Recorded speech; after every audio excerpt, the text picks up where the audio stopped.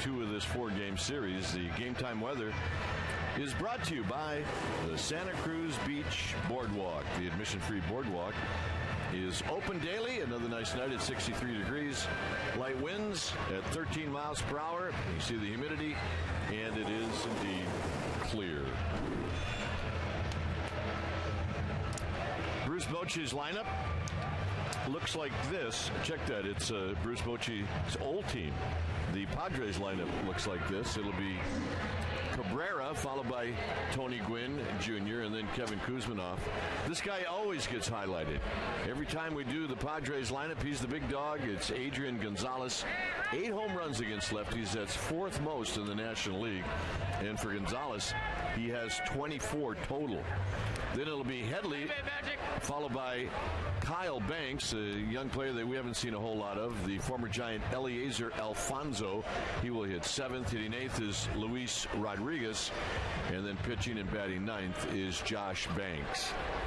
Let's take a look at the Giants' defense tonight. It'll be Bowker, Rowand, and Wynn. That's your outfield, with Sherholtz getting a night off. Renteria and Sandoval, they'll patrol the left side of the infield. Uribe and Ishikawa will patrol the right side. Eli Whiteside will do the catching tonight, in that Benji Molina is away from the ballpark with his wife as they are having a baby. And Jonathan Sanchez will be on the hill tonight. Sanchez, against these Padres lifetime, is 1-2. He's been in 11 games. Some of those, of course, have been in relief. But tonight he takes the ball as a starter. And this is a very important start for Jonathan Sanchez. He wants to stay in that rotation. And to do so, he's going to have to show more consistency. Consistency with his fastball command, consistency with his secondary pitch control. You look at his numbers on the year, 2-8. 69 2/3 innings, 72 hits allowed, but look at the walk total, 46 walks. And that tells you that he doesn't have great command. He does have good stuff. He's averaging just about 1 strikeout per inning, which is exceptional. And the one thing about his stuff that stands out is that he has a fastball where they swing and they miss. And that is why, with Jonathan Sanchez, you can afford to be patient. Tonight, however, he needs to have a good outing. Let's take a look at our Firestone leaderboard. The 2009 Giants pitching, and how does it rank in the National League? Well, the team ERA is first, starter wins is first, shutouts is first, strikeouts is first, and opponents batting average 240 as a team. That is outstanding. And that is our Firestone leaderboard. Well, before the ball game, the 2 All-Stars receiving their All-Star jerseys. And how cool is that? Very cool. Just make sure you pack those when you head out to St. Louis. That's right. They don't have too many extras laying around. No. So we are ready for baseball here at AT&T Park. That young man, Jonathan Sanchez. Mike talked about his lifetime record against the Padres. He started twice this year against San Diego, and he's lost both times. Well, when he's right, he's going to throw you a fastball that'll go 93 to 96 miles per hour with a lazy arm action that gets on you quick. Like that. And you'll see a lot of fouls late the first time through the lineup, both righties and lefties. Breaks his bat, bounces this one to Renteria, and that's how this game gets started, as Sanchez will pick up the barrel of the bat, 1 out. Now, there's a little glare right now in the batter's eye out in center field, and it's not an easy pickup for the guys in the batter's box. They're not seeing the ball very well right now. You can see the glare out in center field. And as tough as Jonathan Sanchez is normally the first time through the lineup, now because he can't see very well, he's especially tough. Here's Tony Gwynn Jr. hitting .302. He's never faced Sanchez before.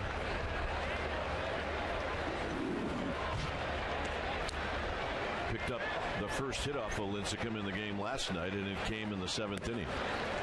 There's a late call strike by home plate umpire Brian Runge. Right now, Jonathan Sanchez is blowing. Good fastball. Swinging a foul back, it's 1-2.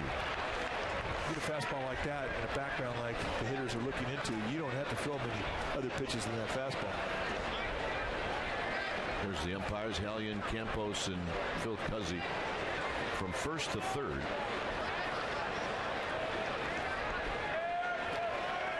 One and two to Tony Gwynn, just underway.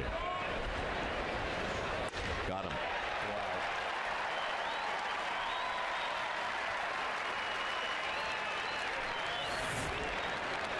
Just lazy arm, low three-quarter, and boom, just exploding with second stage movement that has a jump on it. And right now, the Padres, they're overmatched right now. Here's Kuzmanov. Kuzmanov hitting .241, takes a strike. 44 RBIs with 11 home runs, 1 for 4 last night.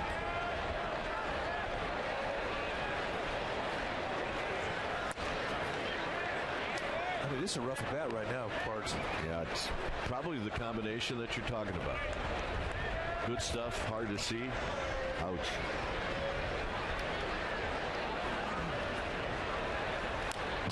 Check swing, 1 and 2. You don't normally see that, especially when Kuzmanov is looking for fastballs. He usually gets off a swing. I mean, what can you do as a hitter?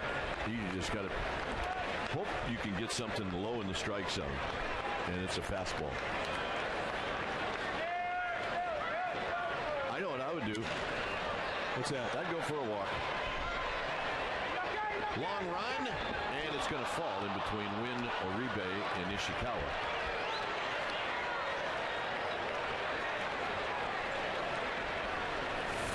Well, that would have been a good play for whoever could have made the play. Just out there in the no man's land of a triangle. In another ballpark, that's a play the right fielder will normally make, but because right fielders shade so far into the right center field alleyway, it's too long a run for Randy Wood. Doesn't matter. 2 strikeouts for Sanchez. Giants are coming up.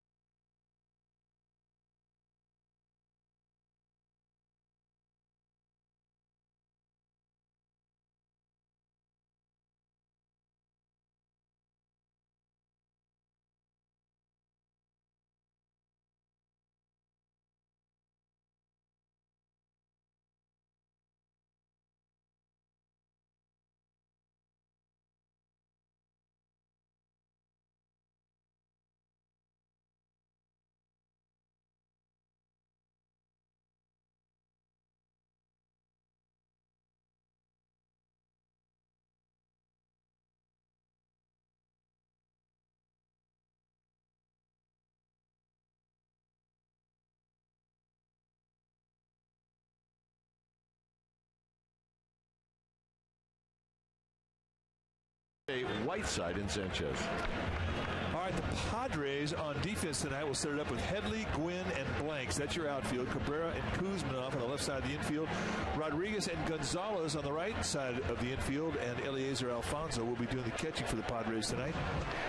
And on the hill tonight will be Josh Banks.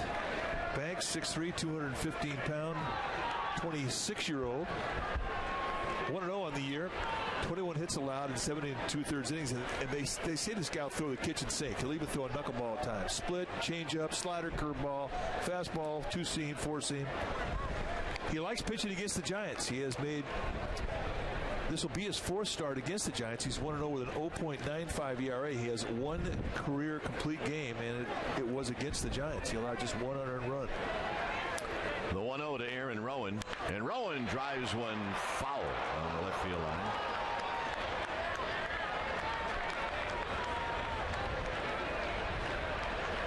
Rowan 1 for 8 lifetime against Banks. Is hitting over 300 against the Padres this year and does have a home run.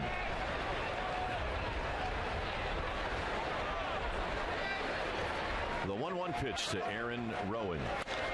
Rowan goes the other way, hit pretty well, and fouled, but into the arcade. Impressive.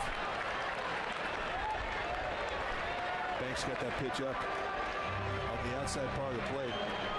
Aaron Rowan did not play yesterday because of a little stiffness in his body because of a collision in center field. Here, he's basically saying, I feel pretty good. A lot of extra batting practice today. Told Carney Lansford he was good to go, and here he is in the lineup. Way outside, 2-2. Was that the knuckleball? That was something really weird. It looked funky from our view.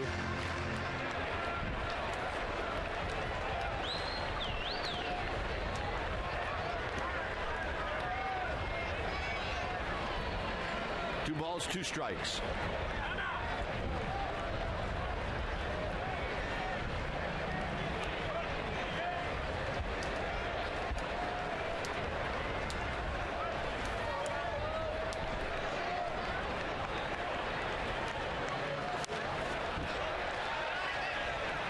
Alfonso is going to drop it.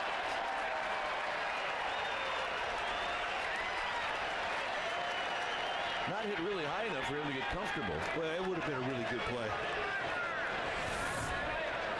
He does know the environment. I mean, he's played here. Took a look, took another look, took another look. And dropped it. He was not happy. He thought he should have had that one. But it would have been a good play. 3-2. Right now, Banks is going to have to live with his fastball.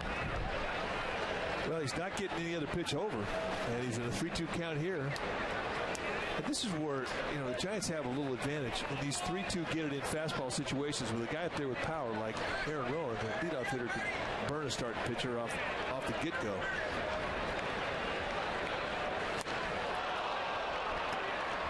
One out. This was Aaron Rowan the other day making the terrific catch off of West Helms.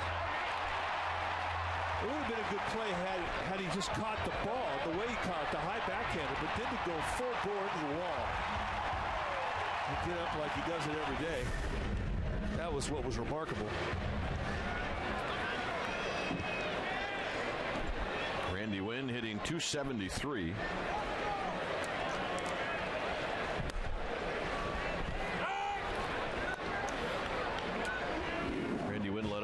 Last night and got a base hit in his last at bat in the 8th inning to make it a 1-for-5 night.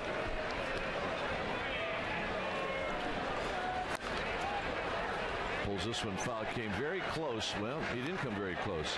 He did hit it off his body, which he does just about once a game. He beats his racehorse legs up.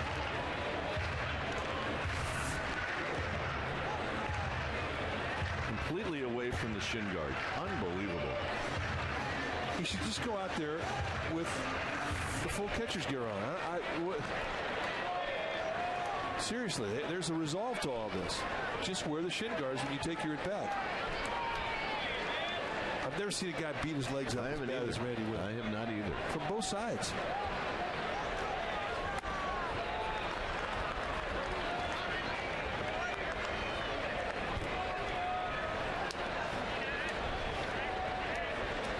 Sandoval on deck.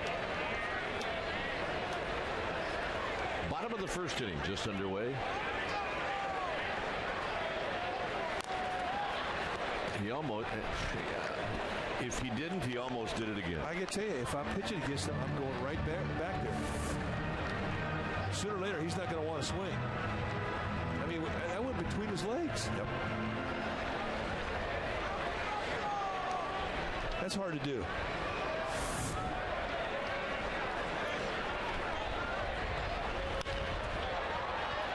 Fouls this one down the left field line. That'll be out of play.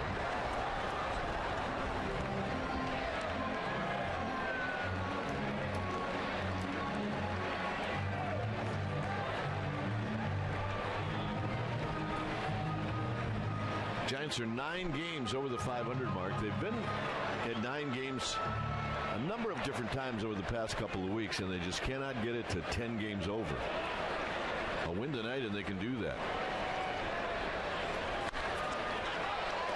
Eliezer Alfonso is being called off by Kuzminov. 2 outs. Well, it's a good thing Kuzminov came in to give Alfonso some help, because Alfonso would have been chewed up on that one.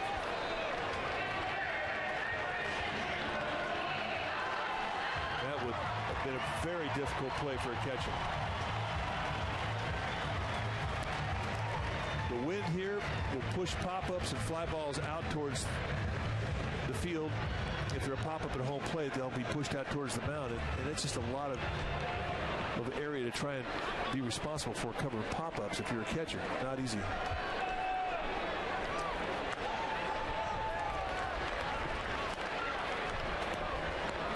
Recount. They want to recount. Saves the Panda. Pretty good stuff.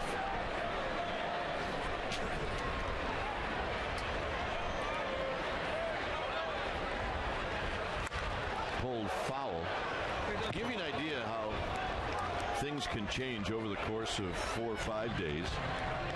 On Monday, game 1 of the series against the Marlins, Travis Ishikawa was hitting 8th. Today, he's the cleanup hitter.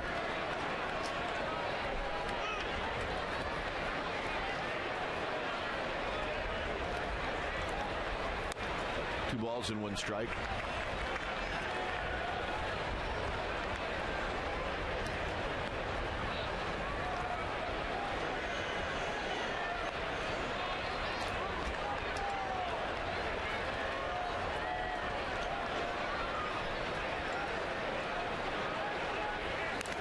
Way out in front, 2-2. Got him reaching. Anytime you throw an off-speed pitch and you get that hitter to leave his back leg, you've made a good pitch. Watch the back leg. There was no drive at all. Just all reach. If he makes contact with that, I mean, that's what you want as a pitcher. You want to pitch to contact after you've taken that back leg out. There's the Panda. Pandaval. Yeah, Pablo Pandaval. Genius. That is genius. Pablo Pandaval. You never know when a nickname is going to pop up and bite you. Well, I think we just had to do it. Oh, my gosh. He got him with a high fastball, and that ends the inning. I don't know. That AB didn't work out too good with Pandaval.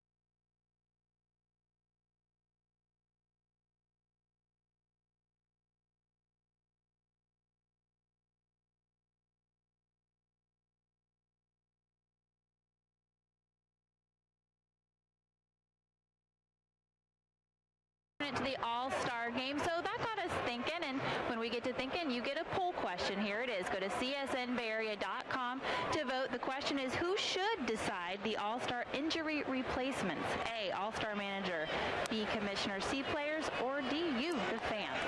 Just check out Giants post-game live for the results. Dwayne and Mike. All right. Thanks, Amy.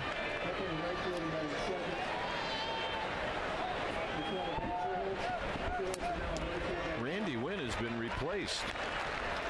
So clearly that foul ball dinged him pretty good.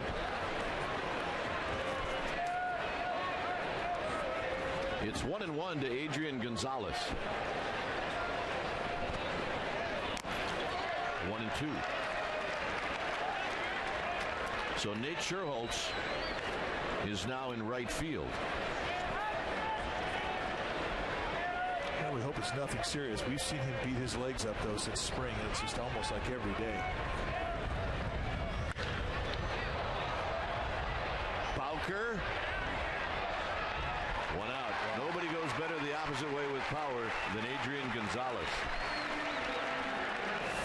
We're going to take a look at the swing. Watch the front leg. And it hits him right on top of the foot. Completely misses the protective piece. So Nate Scherholtz is in right field, and Randy Wynn is in the training room with an ice bag. Here's Headley. Good first pitch strike to Headley.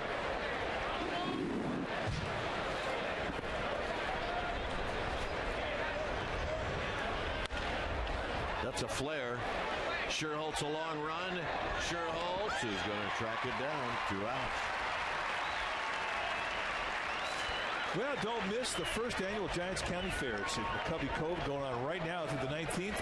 Located in Lot A here at AT&T Park, the traditional fair features 20 carnival rides, and the San Diego Padres are going to be here, and you can be there, and you can do both. You can visit sfgiants.com/fair to purchase your $25 combo ticket. You can see the Giants take on the Padres, and then your ticket will also get you unlimited rides at the Giants County Fair. Go to sfgiants.com/fair for more information. Kyle Banks pops this one up. Whiteside got a late break. Now the ball drifts back, and he makes the catch. And Eliezer Alfonso not doing anybody any favors. Yo, Eliezer, take a hike.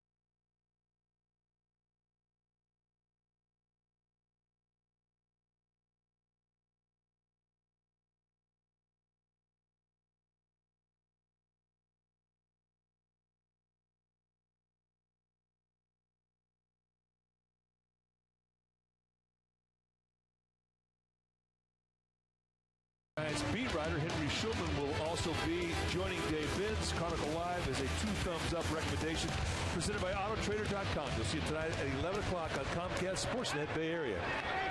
All right, very good. Here's Travis Ishikawa. No base runners in this game.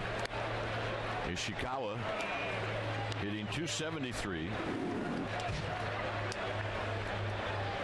3 for 4 last night with a home run.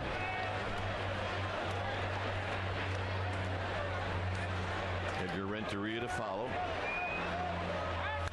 Hits one into right center field, and he hits it well. This baby is a big bounce off the wall, and Ishikawa's going for 3. And Ishikawa's got a triple. Stand-up style.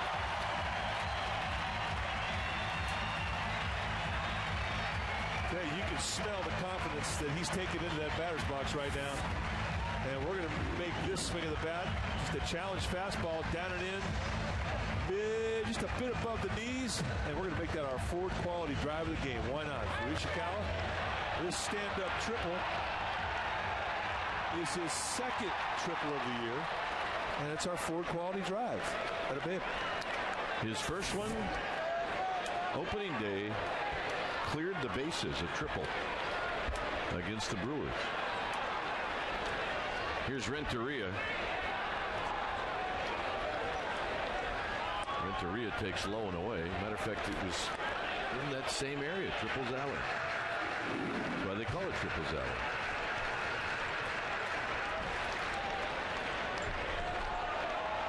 One ball and no strikes to Renteria, hitting .266.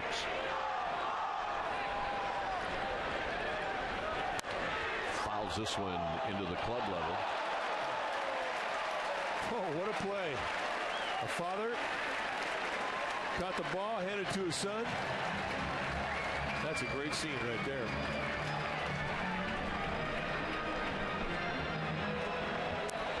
The old man coming through for the kid. It's 1 ball and 1 strike.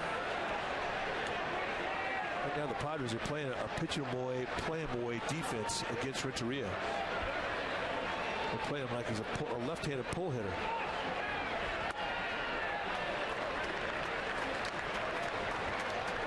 You can see the gap here is pinched. Almost a straightaway set, almost a pull set in this ballpark with the right fielder. And look at the room on the line in left field. Chase Headley is way off the line.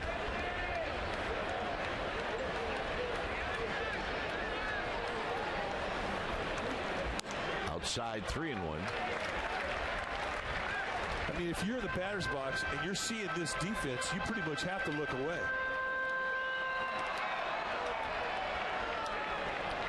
It is all stacked up to the right side of the field. Renteria very good with runners in scoring position. He was not biting.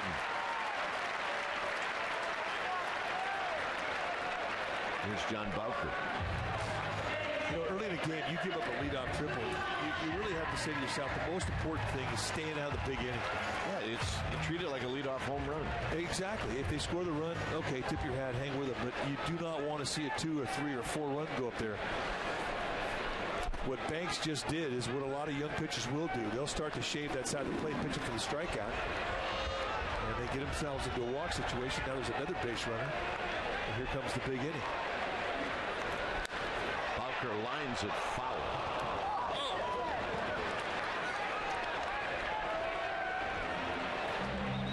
Bowker took it 0 for 3 in his season debut last night. You know, when a guy comes up out of the minor leagues with the credentials that he has come up with, a hitting coach here at this level says, I want this guy to get a couple of quick hits, get his confidence up here, the same level that he had down at AAA level.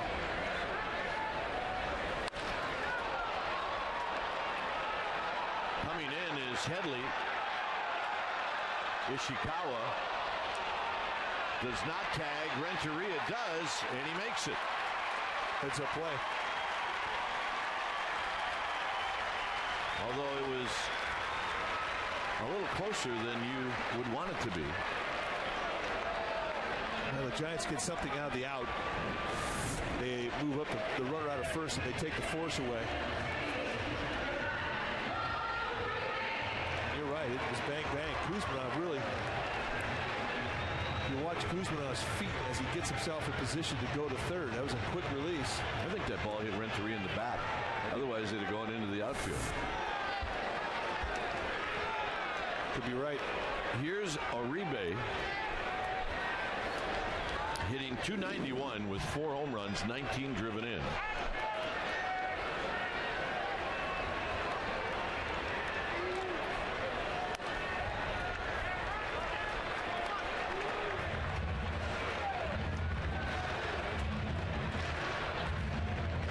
With first base open, I would be shocked if they gave Uribe anything to hit. Why not try to set up the double play? Banks throws a sinker. I agree with you. Instead, coming in is Gwynn. Gwynn can't get it. He trapped it. And now the ball gets away and Uribe slides into second. A run comes in. It's 1-0 Giants. Great base running by Juan Uribe. In a play where there's going to be a possible throw at home plate, the first baseman's going to leave his position, go to the middle of the diamond, and he's going to become the cutoff man. That allows the back runner, Uribe, to really make an aggressive turn at first. I mean, he can come halfway. And once he sees that ball get past the cutoff man, that's his ticket to take second base. He got out there halfway. He saw that the ball got past the cutoff man, and he easily took second. And now he's not in force. He's not in a forced situation at first base. The Giants are all set to go large in this inning. Here's Eli Whiteside. Whiteside hitting .263. Low and away, 1-0. Uribe is coming through with some big hits. Well, he has hit the comfort zone of the National League. He's starting to get a good idea of the National League pitchers now, and it really has made a big difference in his jump and batting average. Whiteside pops this one up. Gwynn broke back. Now it's going to be the shortstop. He drops it. Renteria scores. Uribe to third. Tony Gwynn broke back, and that left it up to the shortstop, Cabrera. And that was Gwynn's fault.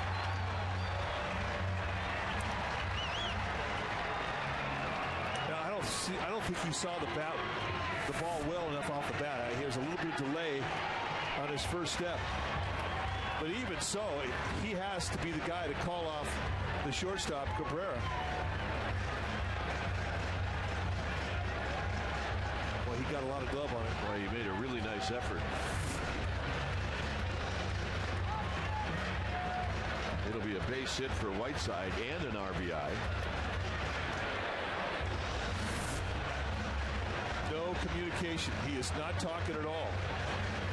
And you saw right there at the end, Cabrera in defense looked at Gwynn to see if there was going to be collision. By taking his eye off the ball, it probably cost him a chance to make the play. A mistake from a young player. But you shouldn't be making communication mistakes by the time you get to the big leagues. You really shouldn't.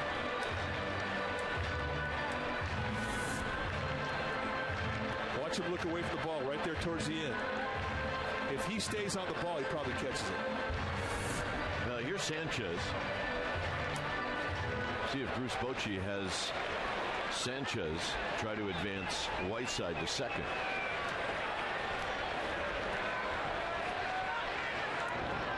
Sanchez really hasn't earned the right to swing. He's 0 for 16.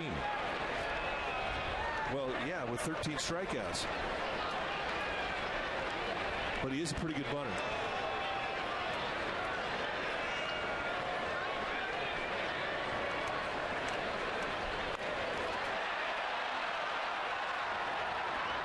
Nice play all the way around. Whiteside goes down to second. 1-4 on the sacrifice bunt. And here's Aaron Rowan.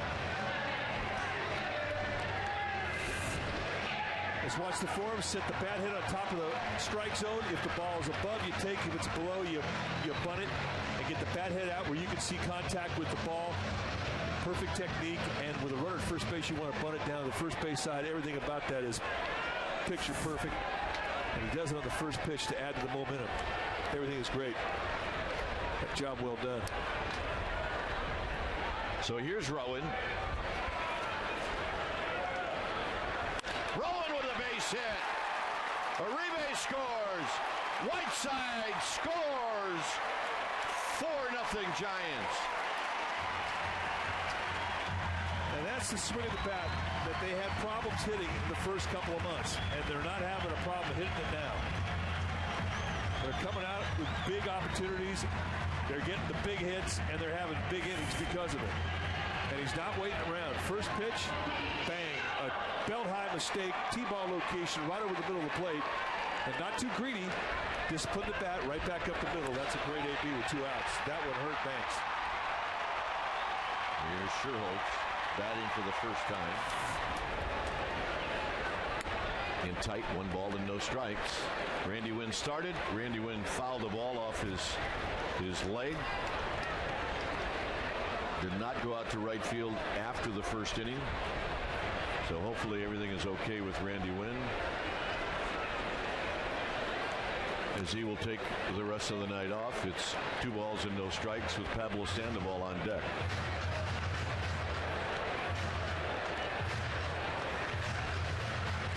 Two balls and no strikes.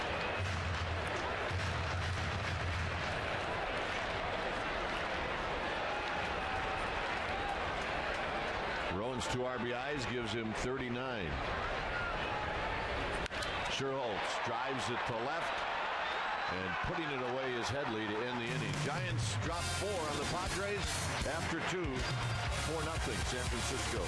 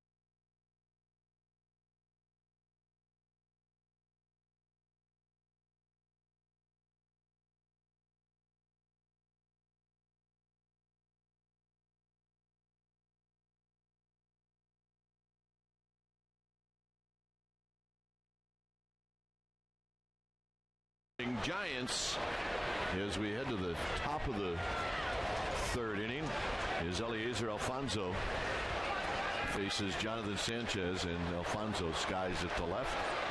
Bowker underneath it. Bowker waiting. Bowker catching. And we have a guest, and it's one of our favorites.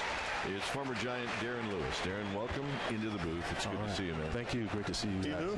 Welcome. Yeah. Thank you. We've said from time to time that you'd have loved to play in the center field with all the space out there. Absolutely. You got that right center field out there. There's a lot of room to cover, but would have been a lot of fun. Here's Luis Rodriguez, who takes a strike, and it's no balls and 1 strike. Mike always says the best defensive team he's ever seen was 1993. You buy that? I agree. That was the best defensive team that I had the opportunity to play on. If you went around to each position, he pretty much had a gold glove at each spot. At first base, Will Clark, RT at second, Royce gold glove caliber at shortstop. So great defensive club. What was the best ballpark you ever played in?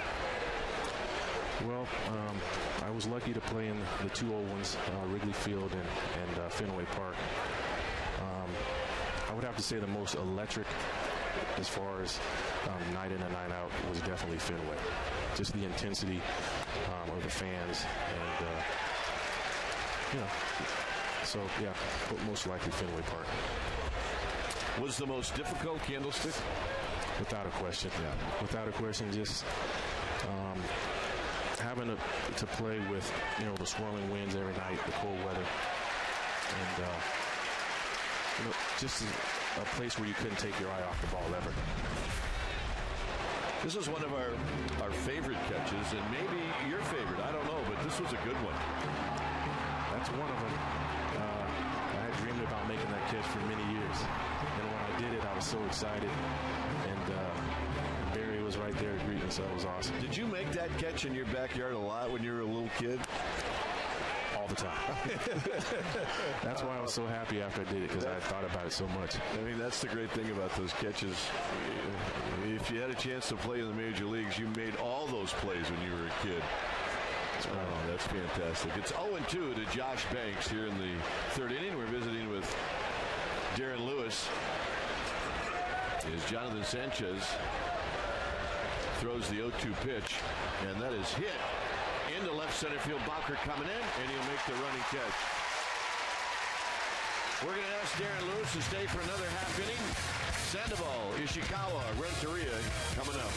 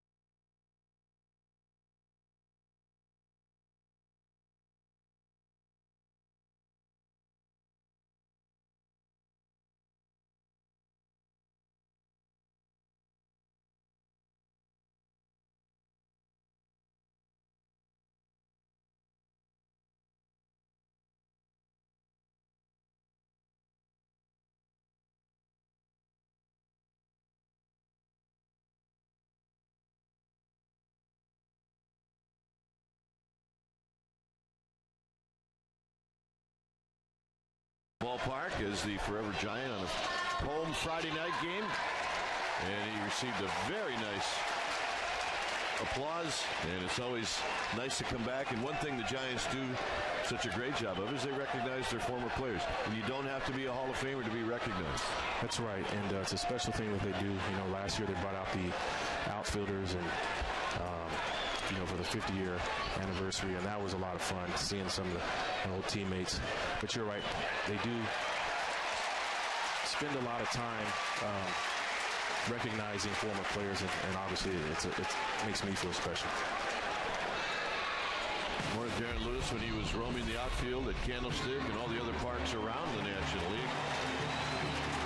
Mike talked last night about, he said you were let's see if I get the word right, Mike, the prettiest outfielder running. Is that the word you use? Oh, yeah, he was beautiful. Graceful, just made it look easy, and elegant, really nice strides. Elegant style. I mean, that's the way you look to us. Well, I was a long strider. You know, I had pretty long legs and still do. Just getting a lot fatter, but we won't talk about that. But no, it's one of those things where the long legs, I think, it helped me cover a lot of ground, you know, in the outfield. Effortless. Here's Ishikawa. Ishikawa pops this one up. Oh, he just missed that one. He saw it well. It's Kuzminov and Cabrera doing the pop-up dance, and Cabrera makes the catch, which leads me to believe that Kuzminov had no chance. Well, he's scratching his head. I mean, his place will make you do it. You see a pop-up in the air, and you know what they're going through out there. Does it bring back memories, D? It does. Like I said before, you know, you can't take your eye off the ball because the ball can blow anywhere at any time, but just got to stay with them. And the reaction from Josh Banks. Whew. Yeah, I've done that. Here's Renteria. I feel you. Renteria drew a walk in the second, and that fastball is high. Well, we heard the applause and the ovation that you got when you were introduced, and I mean, they like you here. I mean, even the people from Stanford were clapping for an old Cal Bear. Yeah, you know, it made me feel good, and you know, being a local kid to play at Chabot College, you know, go to Cal Berkeley, and then play for the A's and the Giants. You know, it's been a really neat experience for me to have that opportunity. 1-0 to Edgar Renteria. When you're remembered as you are working and living here in the Bay Area, and Giants fans will come up to you and talk to you, what do they talk to you about most? That 93 team? They do. They ask me a lot about that. You know, in the 93 team, I think most of the questions I get are about Barry Bonds. You know, a lot of people want to know about him and, you know, what kind of player he was. And so both of those, you know, I think, but mainly right now, I think probably, you know, most people ask me about Barry.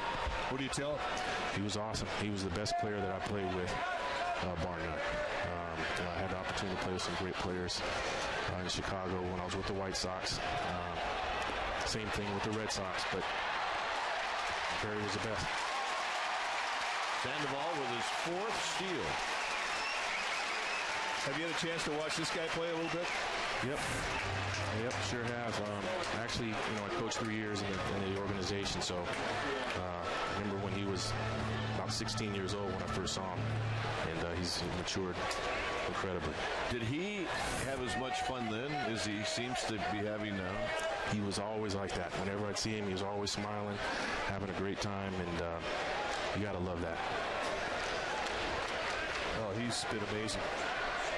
And the Bay Area absolutely adores this guy, as they should. 3-1 to Renteria. Out of play, 3-2. Well, I know you live out where I do, out in the Danville-San Ramon area. You're involved in coaching some baseball out there, and it keeps you close to the game, I'm sure. It does, and that's where I get my baseball fix. I love the game, and it's really my way of giving back to the game and help out. You know, just helping the kids in my community, teaching them baseball. It seems these days a lot of kids aren't playing baseball like they used to. So to get out there and promote the game and help the kids get better, it's been a lot of fun. And it's Doherty Valley High School, correct? Yeah, that's correct. 3 balls and 2 strikes to Edgar Renteria. Giants on top 4-0. We're visiting with Darren Lewis here in the 3rd inning on a really nice night for baseball at AT&T Park.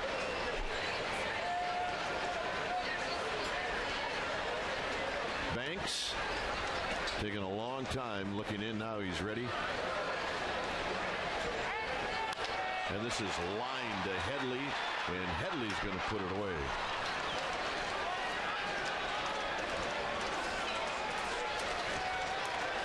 Giants Baseball is brought to you by Big O Tires. You can post your comments about the San Francisco Giants in the Big O Tires sports blog at csnbayarea.com. Big O Tires.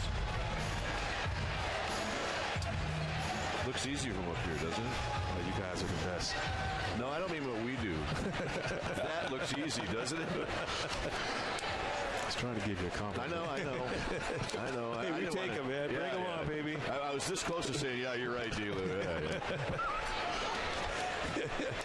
Here's Bowker. Bowker pops this one up. It'll be Cabrera making the catch. Darren Lewis, you're the man. Thanks for stopping by. Okay, great seeing you guys. All right. Thanks, Steve. T, good to see you, man.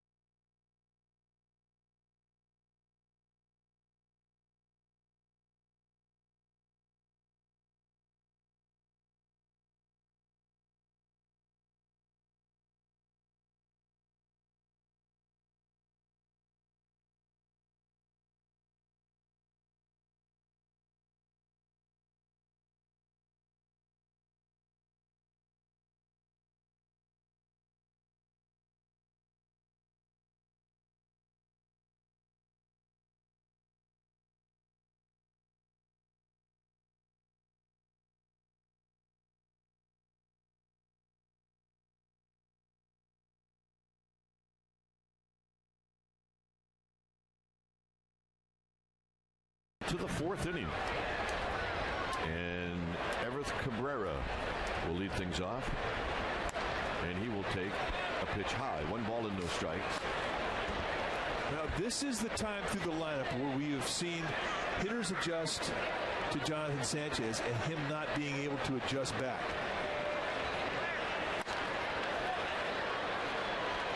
And as we've seen it throughout most of the starts this year, the first time through the lineup, not a lot of loud contact, a lot of late swings, a lot of overmatched swings to that live fastball. And as hitters come through that second time up, they make adjustments and they get short. A bunt. Ishikawa is going to grab it and tag out Cabrera. Well, the Junior Giants stretch drive is going on right now, and it's going to go through Sunday, July 12th. And what is trying to be accomplished with the stretch drive is the Giants are trying to raise money for the Junior Giants program. And it's a baseball program that benefits 15,000 kids now, and there is a need for more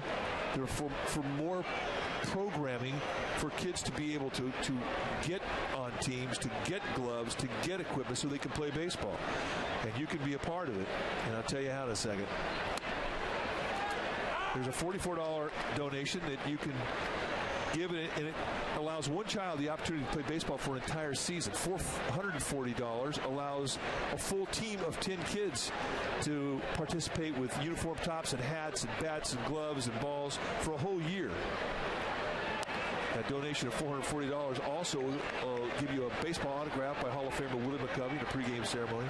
Or you can just go on your cell and you can text STRETCH to 40579 and you can donate $5. Anything helps put these kids on the field. It helps. These kids do not have the money to play this game, and we are trying to help them out. So anything that you can donate, we appreciate.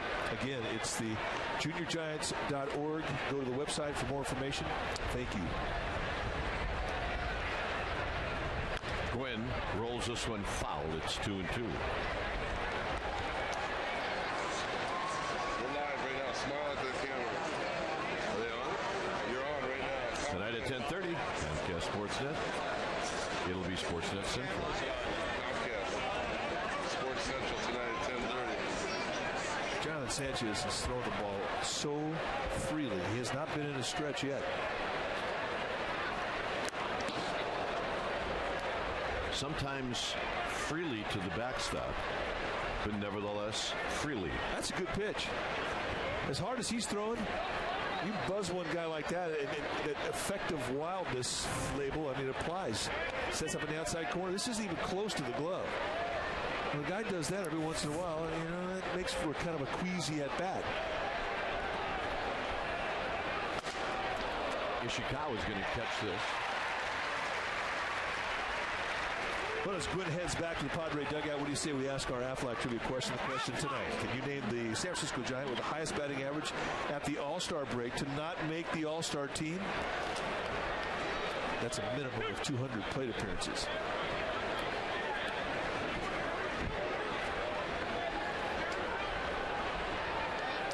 With 2 outs, here's Kevin Kuzminoff. Kuzminoff on the ground, foul, backhanded by the Panda. No balls and 1 strike. Talk about where Jonathan Sanchez needs to go as he gets into the second time in the lineup or the third time in the lineup, is he has to establish an off-speed pitch that he can get over in a fastball count. That gets that hitter in the batter's box off of the fastball, and he has to be concerned about another pitch and another speed. The other speed is the significance.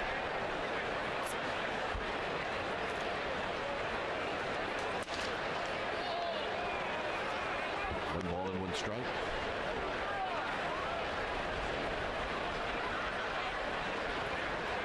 Four nothing Giants. It's nice to see Darren Lewis.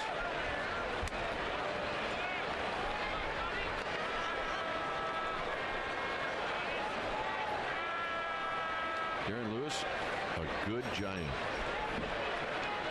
Classy Giant.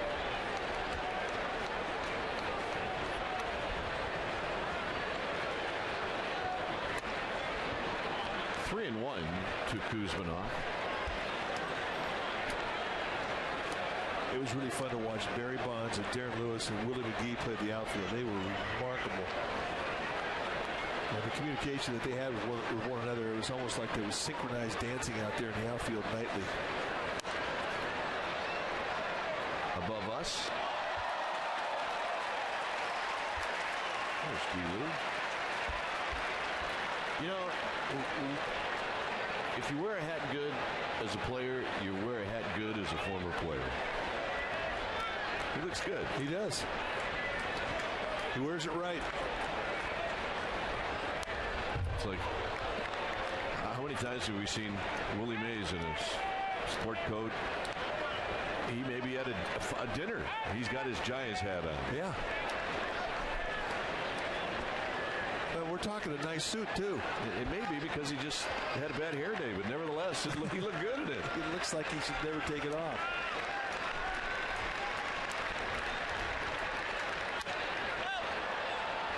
Ishikawa moving over towards the Padre dugout, and that will end the inning. 4-0 Giants.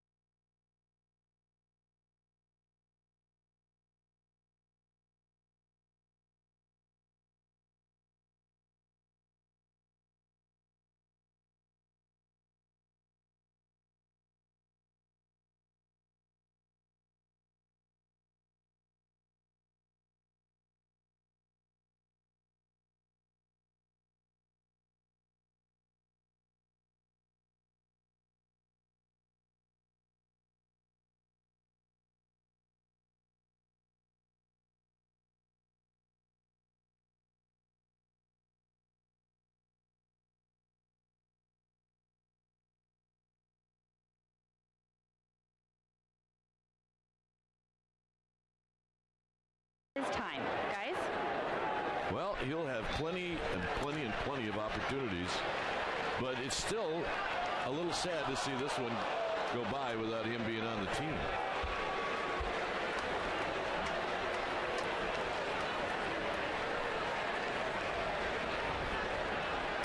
To Uribe.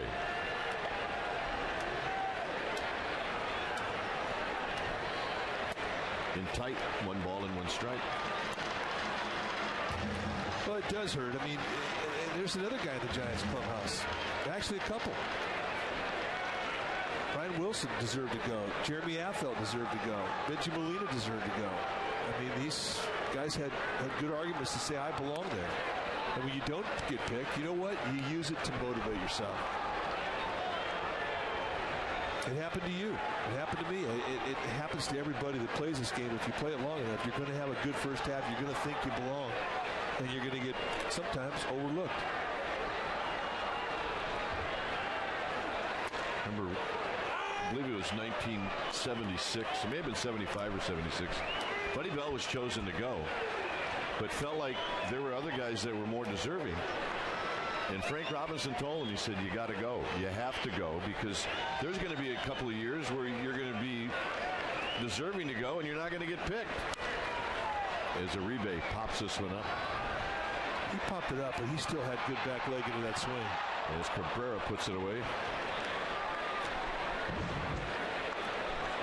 Yeah, I'm going, says Uribe.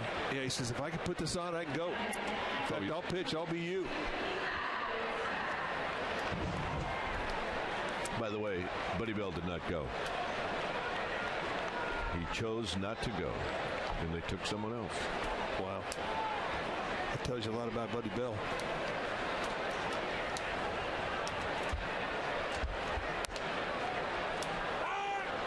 Oh, and 1 to Eli Whiteside. It is special when you get picked, though. It makes those years when you didn't get picked and you got overlooked, you forget about those. Kind of.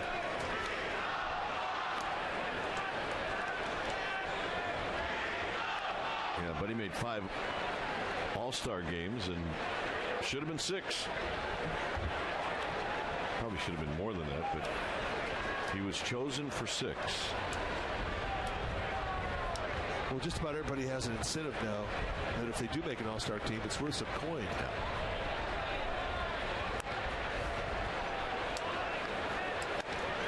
Two balls and 1 strike to Eli Whiteside.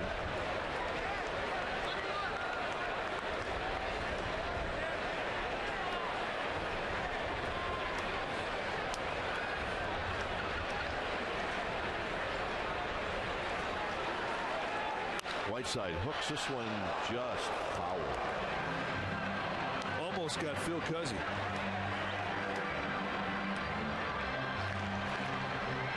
Phil, heads up.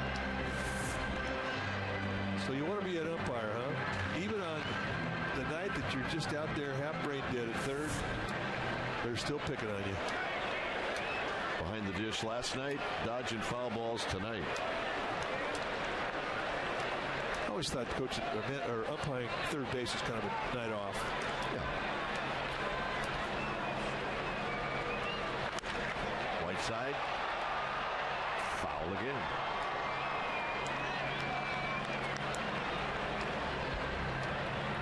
Yep, they got their colors on. Gamers. Tune into Bay Area's #1 rated 11 p.m. newscast, NBC Bay Area tonight at 11. And wake up with traffic and weather on NBC Bay Area weekday morning starting at 4:30 a.m. 2-2 pitch.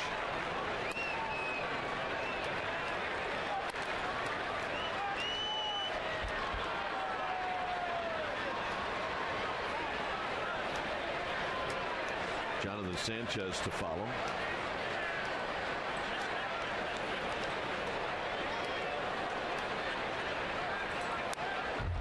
And a foul back. Whiteside had a pretty good pitch to hit.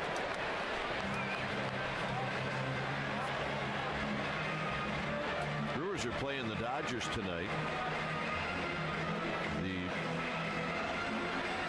Brewers Brewers took the Dodgers to the 9th inning, leading by a run. They were leading 6-5. It is now in the 10th inning, and the Dodgers are leading the Brewers 12-6. 12-6. Wow. Matt Kemp has just hit a grand slam home run.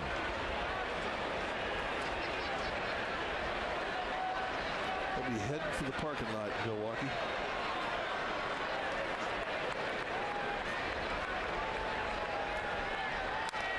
Out of play again. Yeah, Mike's boys never left the loft at McCovey Cove. Yeah, they liked it out there. They said, we're not leaving. Well, we didn't want to leave either. 3-2. Yeah, that loft is pretty good. 10th pitch of the at-bat. Very high to left field. You know, it's almost like I don't even care what happens in an at-bat. If you get 10 pitches out of a guy's arm, that's a good at-bat. Well, as Whiteside heads back to the Giants dugout, what do you say we ask and answer our Aflac trivia question? The question, can you name the San Francisco Giant with the highest batting average at the All-Star break to not make the All-Star team? Kevin Mitchell. Our survey said Ellis Burks. Hit .363 with 10 big flies and 40 RBIs in 2000 and didn't go. I'm still ticked off about that. You know what? I remember it now, and I couldn't figure out why I was hacked off today. Now I know why. It's the anniversary.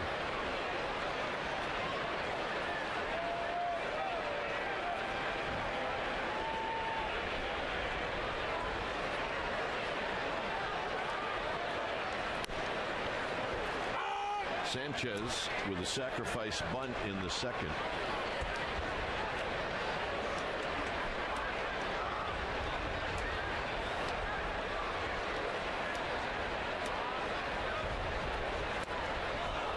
Sanchez out swinging to end the inning. Here comes the 5th inning.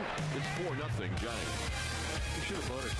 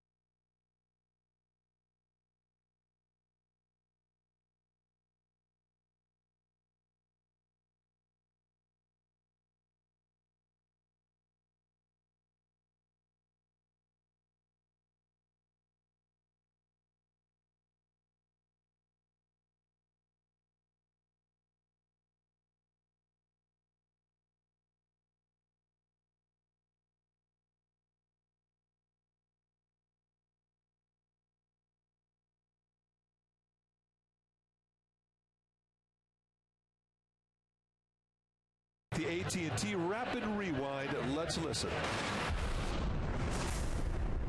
Down bottom of the 9th. Here's the 1-2 pitch. Swung on, fly ball right. Mercer's going to catch it. Montefusco's got a no-hit, no-run game. Count Montefusco. Look at him out there on the mound. AT&T, the nation's fastest 3G network. AT&T, your world delivered. The last Giants no-hitter, September 29th, 1976, with John the Count Montefusco Did it in Atlanta. They said it was the easiest no-hitter they'd ever seen. And we just saw a two-man celebration. Yeah, celebration has changed in the last couple years. Gonzalez hit a fly ball to the warning track in the second inning.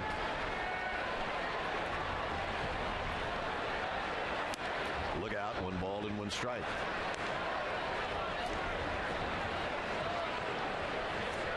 Saw the last out of that game. Fly ball to right field caught by Bobby Mercer. Who passed away last year. Late Bobby Mercer. Teammate, a good teammate. Good pitch. Boy, he really stayed on top of that breaking ball. That was dirty.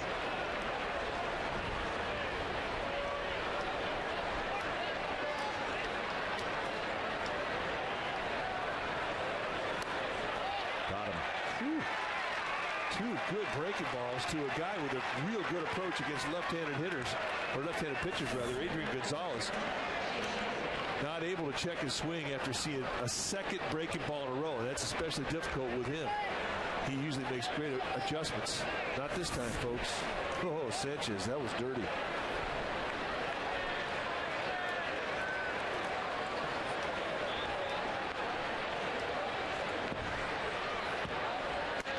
There's a strike to Kuzminov.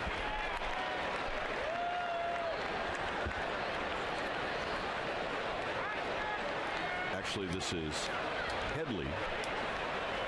Swing and a miss. 0-2.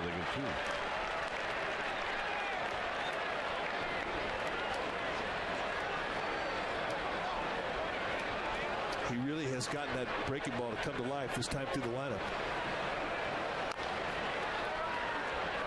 And that is significant. Think back on the first time through, it's pretty much all fastballs. He had a glare on the batter's eye to give him a little bit of assistance on his fastball. He didn't need a whole lot of help. He went right through the Padres lineup. But here, the second time through, he's starting to bring this breaking ball in. He's got a nice feel for it.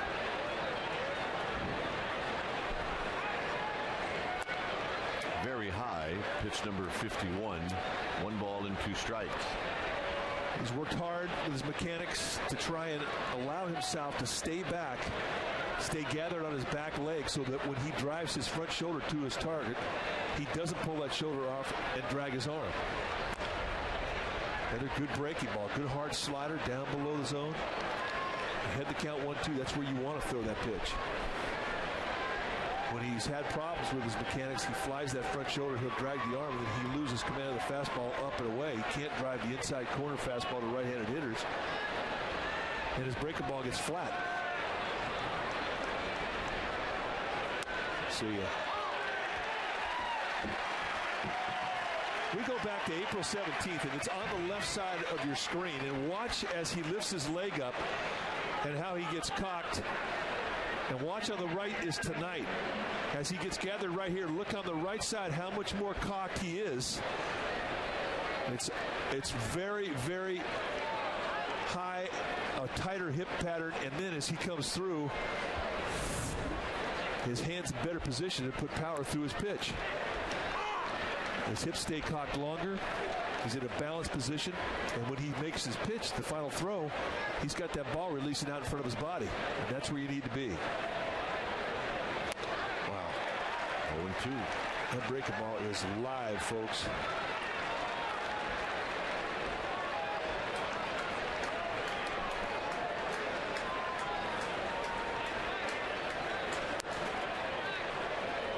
That's where you want to make your pitch.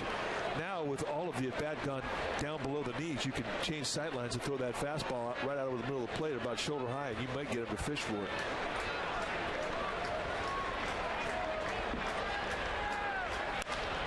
Look out. And there it was. Ugly finder? Yep, and it almost got him.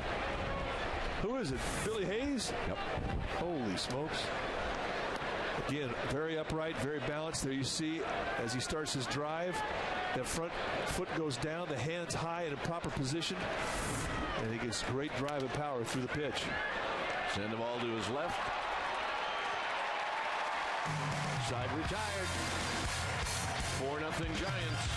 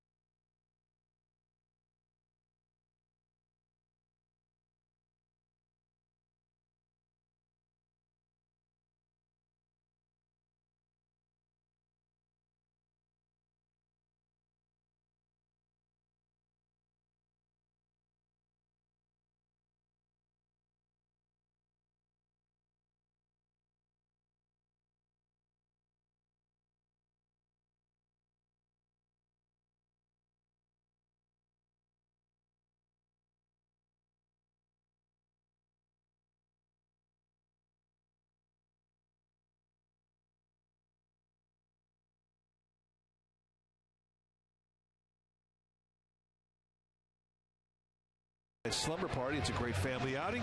Go to sfgiants.com/slumber party, or you can call 415-972-2361 for more details. All right, here's Aaron Rowan. Rowan had a big base hit to knock in a pair of runs in the second.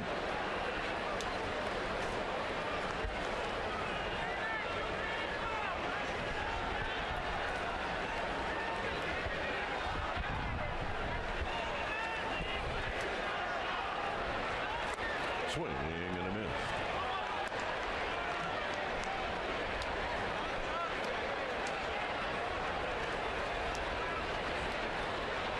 Rowan, Sherholtz, Sandoval against Josh Banks.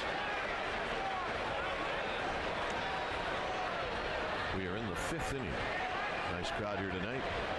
Expect terrific crowds for the next 2 games, Saturday and Sunday. Is the final 2 games before the All-Star break. Look out. And Rowan with another base hit up the middle.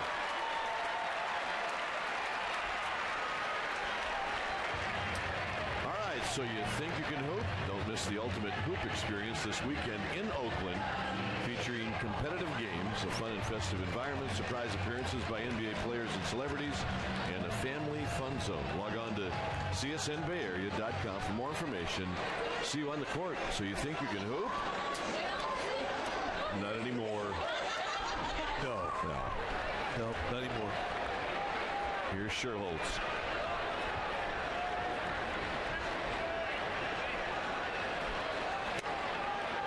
Try telling your kids you used to be able to hoop. Think you can hoop? Nope. Maybe all of a sudden come from Missouri. Show me. Yeah.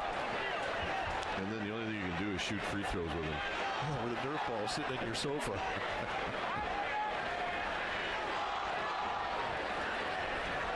1-0 to Sherholtz. Sherholtz smokes it to right. Off the top of the landing. Rowan is going to stop at third, and Sherholtz with a double. Oh, they tried to go inside, and he just spinned on it.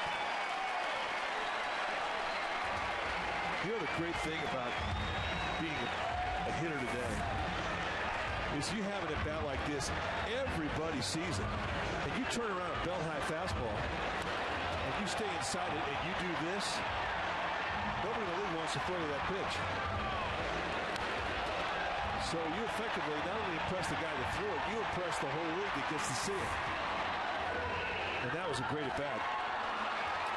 And Darren Balls is going to come out and slow things down here and give his bullpen a chance to get loose.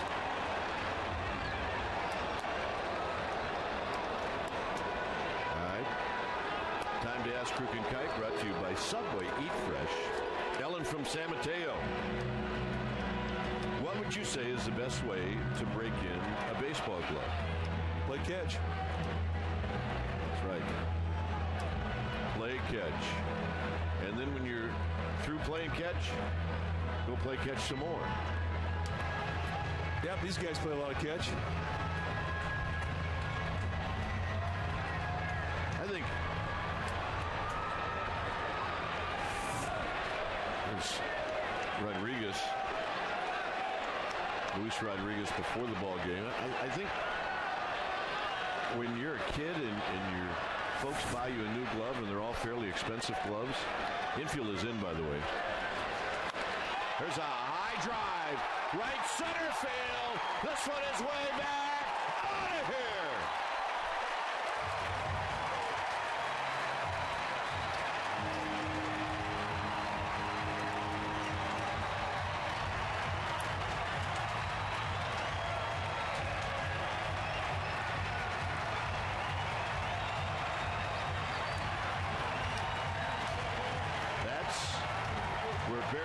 Used to hit him.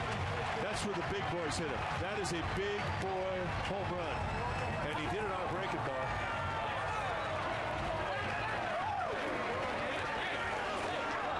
That was loud, and that's going to be the last pitch that Josh Banks throws. That lit this place up, and folks, that is an impressive swing of the bat.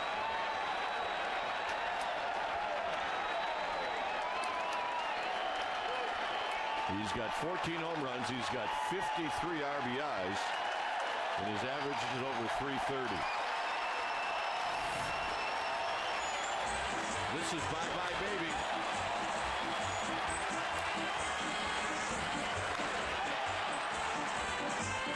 The Pandas.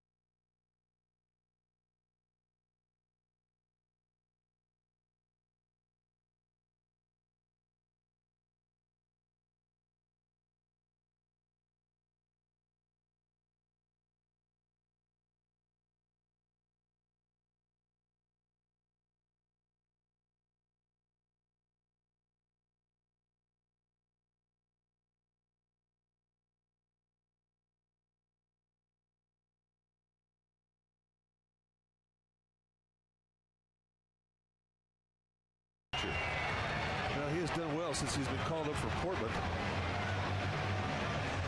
Ekstrom down in AAA was 3-1 with a 2.08 ERA.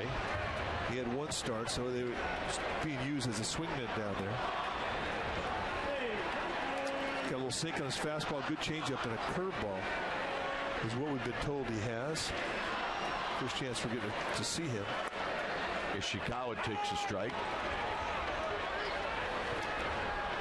Ishikawa with a triple and a pop-up. He's 1 for 2.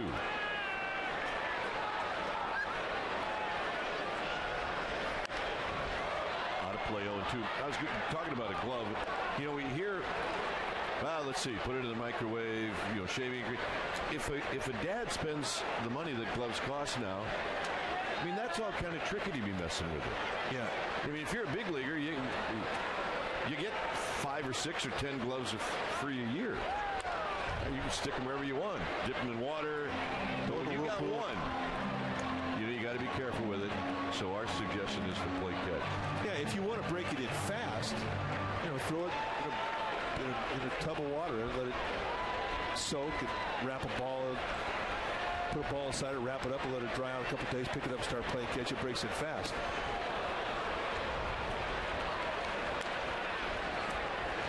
But in doing that, you really loosen up the leather. Let's take a look at the swing of the bat from Pablo Sandoval. Hanging breaking ball. And say goodnight. Home run number 14. RBIs number 51, 2 and 3. And you just don't see many balls hit to that part of the ballpark. Took the curtain call, and here's Renteria. But just to finish up the glove talk, if you do all those things and you try and fast break it in, you're going to break the leather down, and your glove will not last as long. If you just play catch with it, I know it's hard at first, but sooner or later you're going to break it in. You're going to break it in for a long time. Renteria shatters his bat. Cabrera throws him out, 2 outs.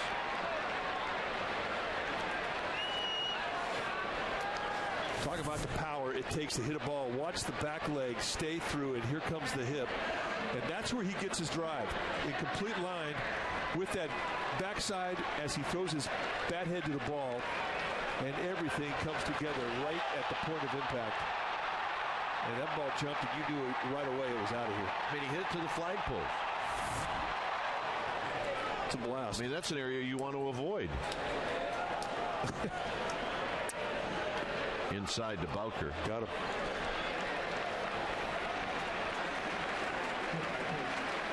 Those people clapping, they're all from Sacramento. Bowker's aboard.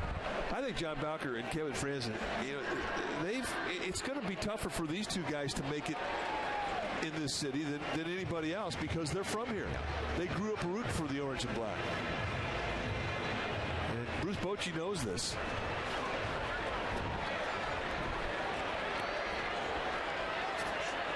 Sean Dunston says, Big Panda, Little Barry. Little Barry Bonds, well, he recognized that Bonds was the only other guy who used to hit him out there.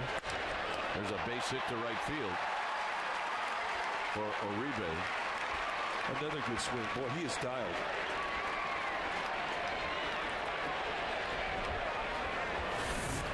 Watch his knob lead through the swing. And look at the balance and the coverage he has on the outer part of the plate. Boy, he's in good position. That ball gets to him deep. Stays inside and just rifles a seed to right field. Guy has that type of swing going, you can't get that out. If you do, he's hitting it at somebody hard.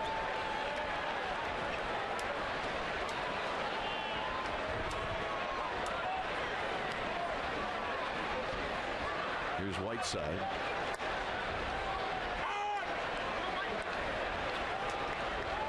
Eli Whiteside with a pop-up single in the second, and he flied out in the fourth.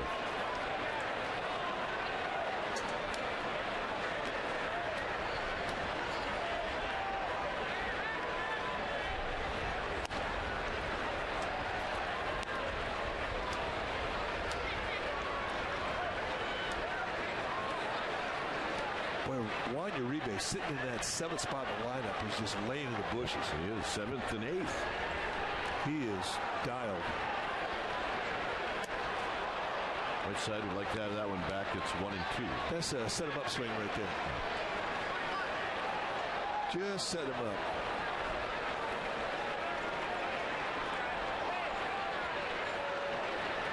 Because right now, Ekstrom's thinking he could throw that one again.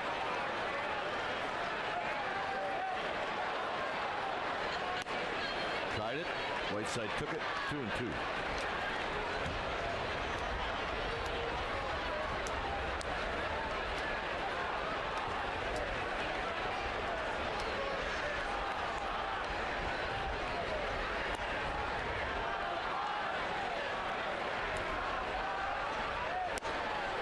Tried it again. Fish ain't biting. 3 balls and 2 strikes. 2 good takes right there. As bad as that second strike swing was, if you can learn something from it and lay off the next teasers, it doesn't hurt you. He may throw another one here with the pitcher on deck. Got him. Giants pick up 3 on the home run by Sandoval. It's 7-0. Gigante.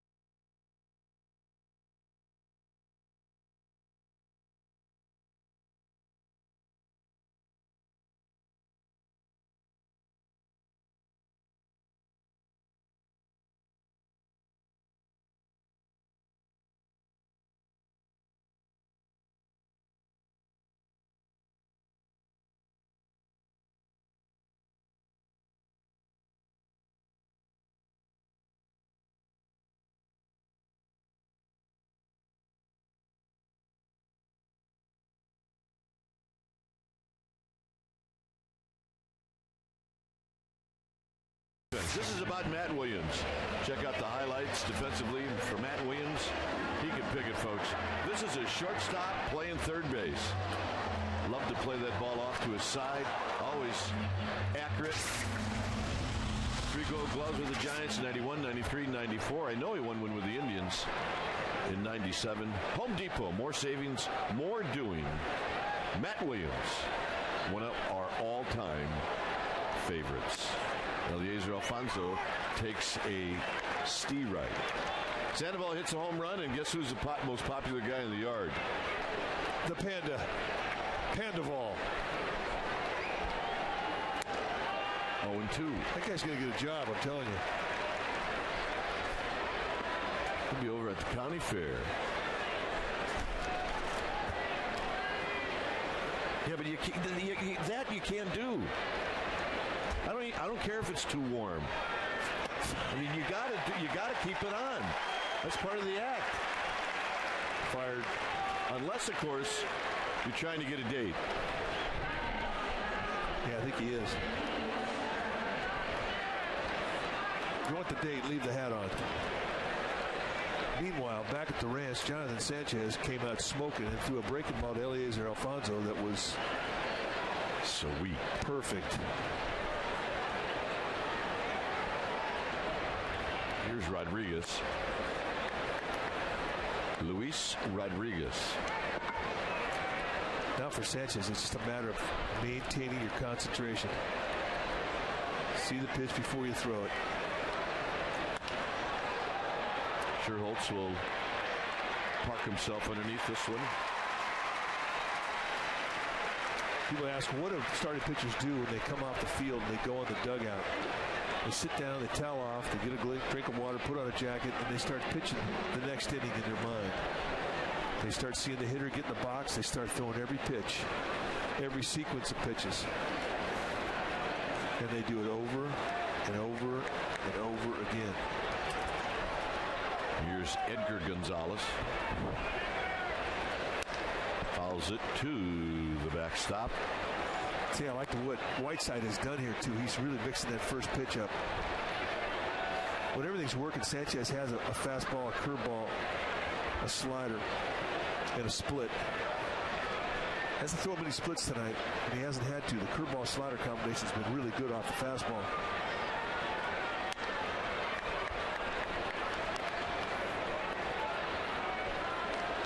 And I like the fact he's taking his time. He's got his rhythm.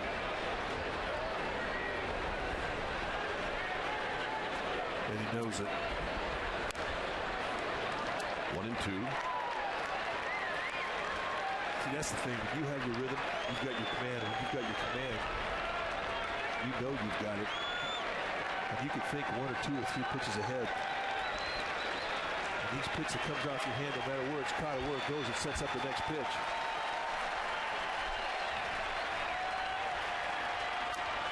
On a play, it stays 1-2.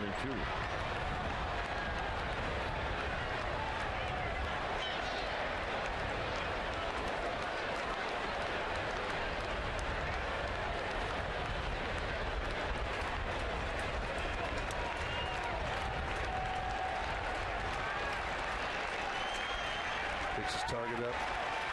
Eyes stay on the target. And Gonzalez stays alive. That's the other thing, too. You watch big league pitchers. When they lock onto a target, after they throw the ball, their eyes stay on the target. They don't watch the ball.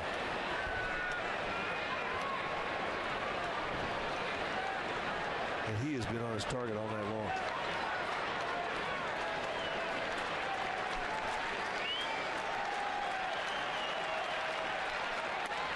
See you later.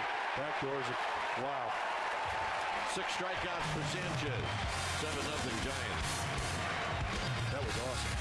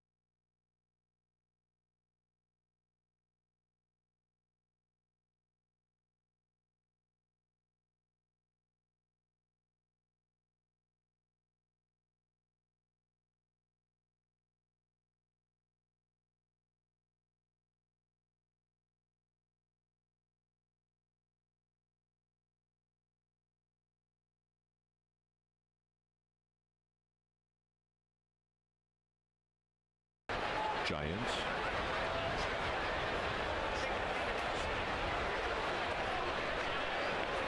Sanchez, a sacrifice bunt and a strikeout, and a strike, and it's 0-1. Kane and Zito, they'll be the two remaining starters in this series. Milligan 2 to Sanchez. It'll be Kane tomorrow and then Zito on Sunday.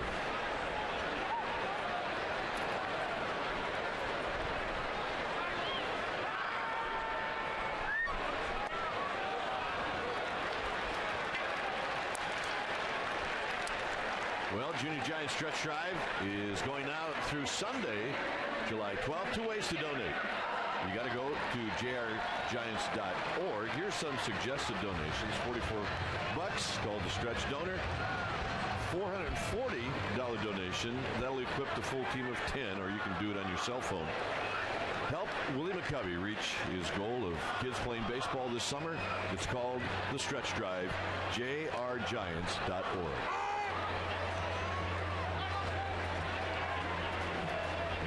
Rowan, 2 for 3, a couple of sharp singles up the middle.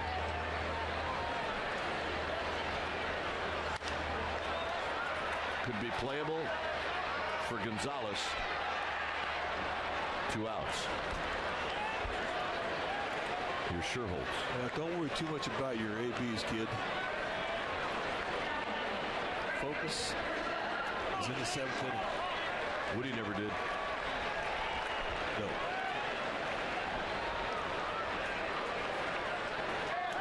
Sherholtz doubled off the top of the wall in right field. He's had 2 good at-bats. His first at-bat, the 2nd inning, lined out to left field.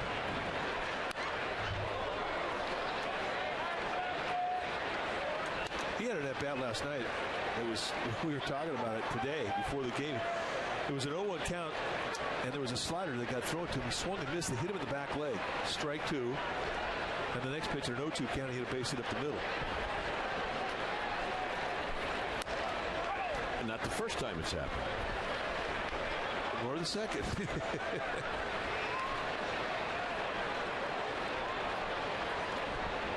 Well, trying to get that breaking ball before it breaks.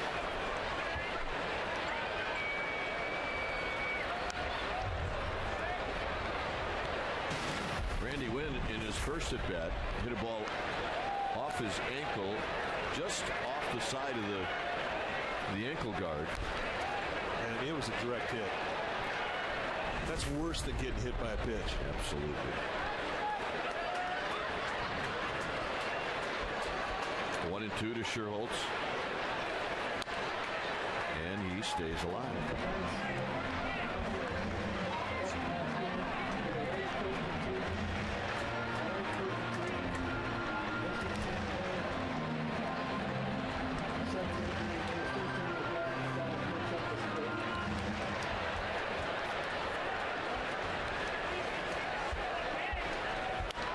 Foul back. Kevin Franson is on deck.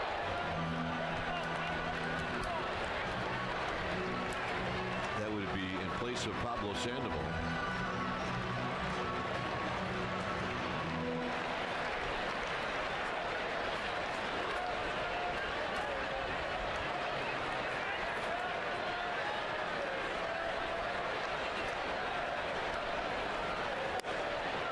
Got him. Kind of a late call, but nevertheless a call by Brian Runge. It stays 7-0.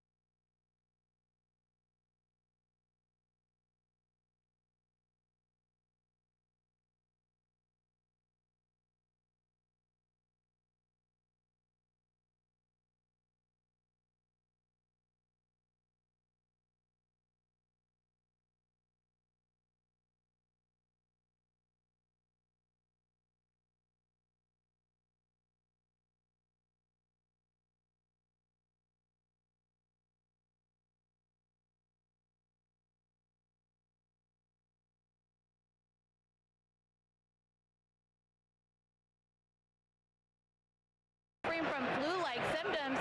And then he decided to joke around and said he's not sure there's any cure for this mohawk epidemic. And Sergio Romo is the latest Giant to fall victim to that nasty haircut. But he had a little bit of strategy behind the do. He said he likes to change things up after he gives up a run.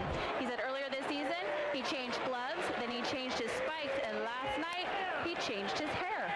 Guys? That's a pretty good look. It is. Just so he doesn't come up with this, change the announcers. Yeah, that would not be good.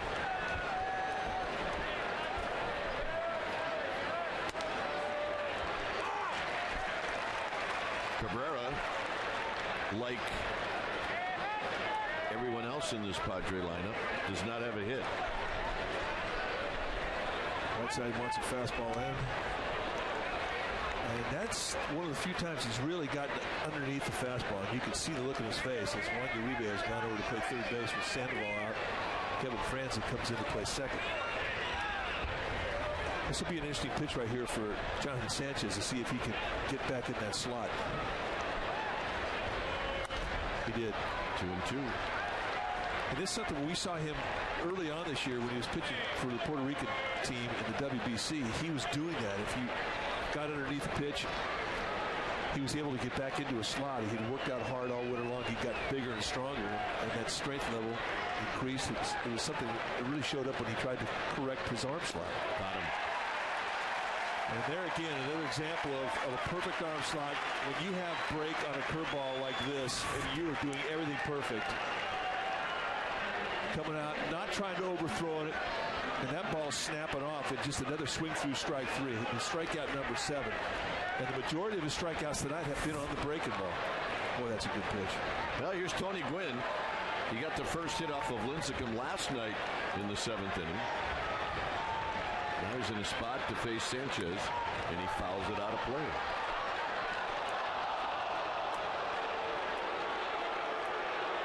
Now his father in his career, Tony Gwynn Sr., the Hall of Famer, 3 times broke up a no-hitter.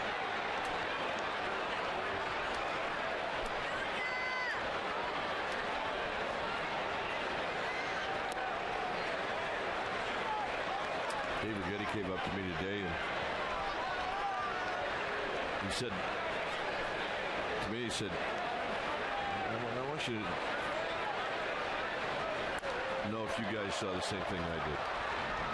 The crazy crab came in front of her dugout in the 7th inning. They did. Typical that he would not let that slide. The crazy crab did his deal in front of the Giants dugout, and then the next hitter, 45 seconds later. Got him.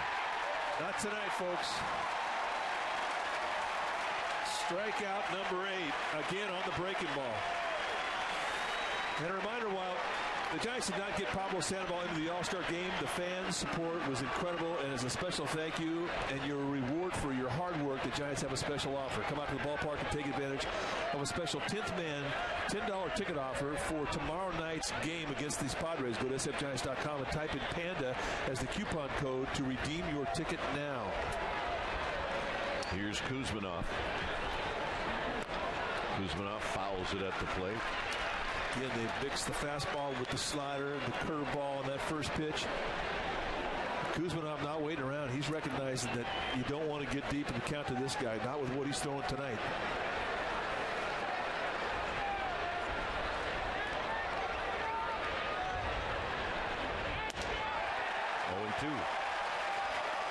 And that fastball is as live now as it was in the first inning. The difference now is that batter's eye is filled in. There's no glare up there, and guys are still swinging through that fastball. And Jonathan Sanchez has lit this place up.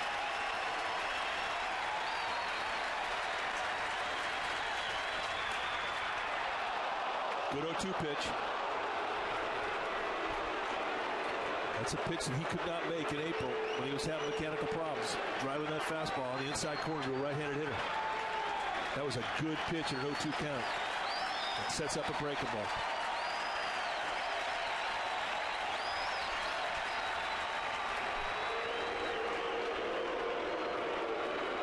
Sanchez has not shaken off Whiteside a lot, and he just did twice.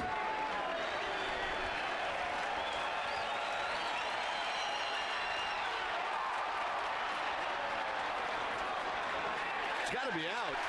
And he is. And that ends the inning.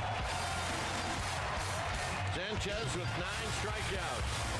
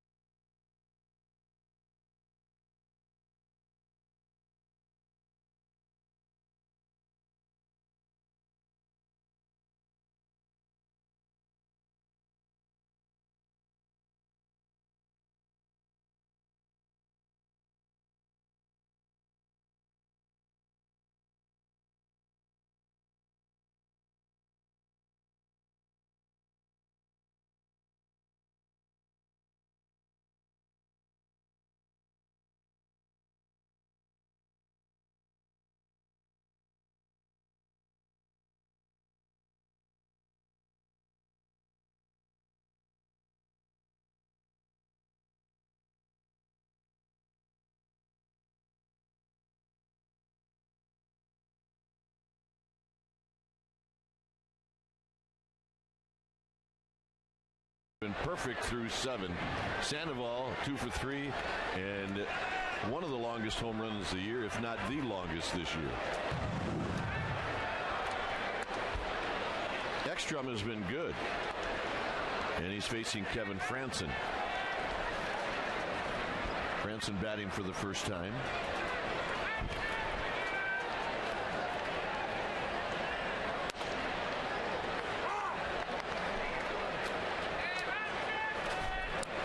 Franson, Ishikawa, and Renteria.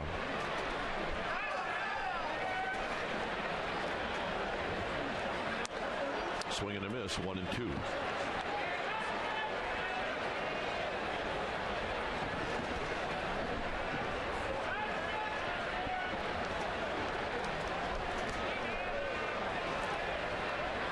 Locked.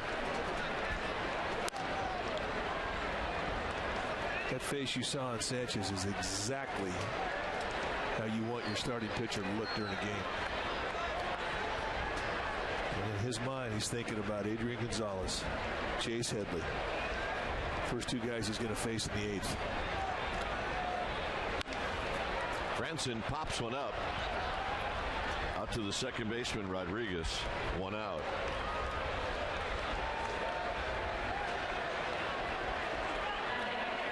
Randy Johnson has been in this situation before.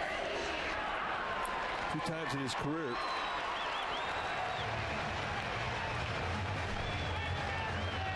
That's a no-hitter early with the Seattle Mariners, and then as a member of the Arizona Diamondbacks, a perfect game against the Atlanta Braves in Atlanta.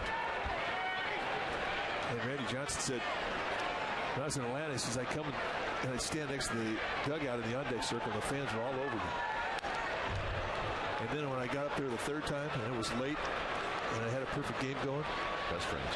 They quit getting on me. Friends for life. They wanted me to see. They wanted to see me do it.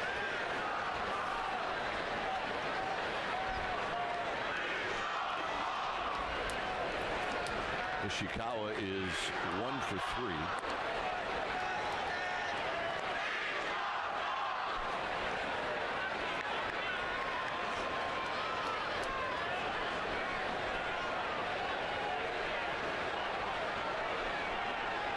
He's seeing the ball well right now. Bell tie strike, 1-2. I remember one time watching a game, Dennis Lamp was pitching for the White Sox, and Harry Carey was the broadcaster for the Chicago White Sox, and Dennis Lamp had a no-hitter in Milwaukee against that just incredible hitting Milwaukee Brewer team. And in that they were the visiting team, Lamp had no-hitter through bottom of the 8th, and now they go to the top of the 9th, and here come the White Sox hitters. And Harry Carey's actually wanting the White Sox players to make outs so he could see how the game was all going to unfold and whether or not Dennis Lamp was going to get the no-hitter. It was hysterical. Ishikawa out swinging. 5 strikeouts now for Ekstrom. Well, you can tune into the Bay Area's #1 rated 11 p.m. newscast, NBC Bay Area tonight at 11, and you can wake up tomorrow with traffic and weather on NBC Bay Area weekday morning starting at 4:30 a.m. Edgar Renteria is 0 for 2. He did walk, and he did score a run in the second.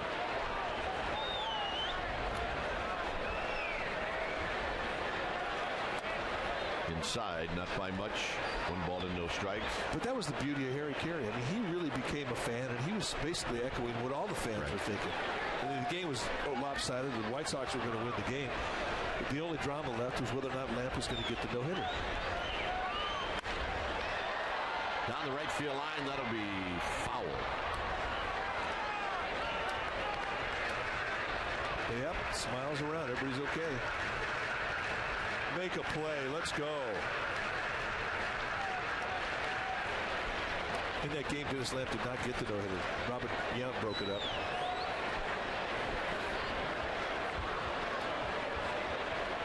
And you can imagine the response when the hit went into the outfield from Harry Carey. Oh! Classic Harry Carey. Classic Harry Carey. 1-2 to Renteria. And he was saying what every Chicago White Sox fan watching the ball game was saying.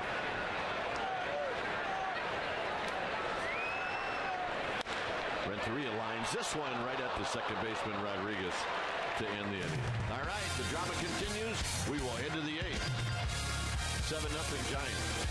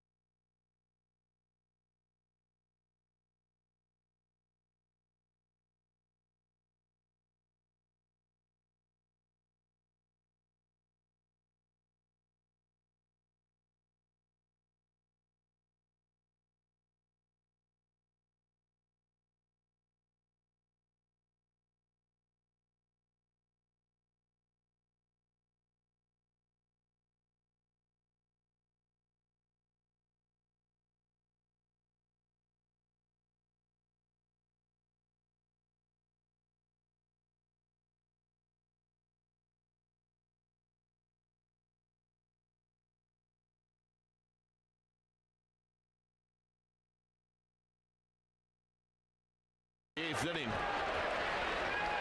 As Sanchez will work to Gonzalez, Headley.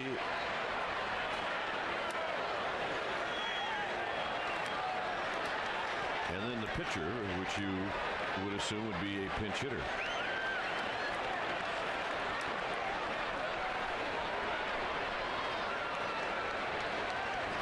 Two and 0 to Gonzalez.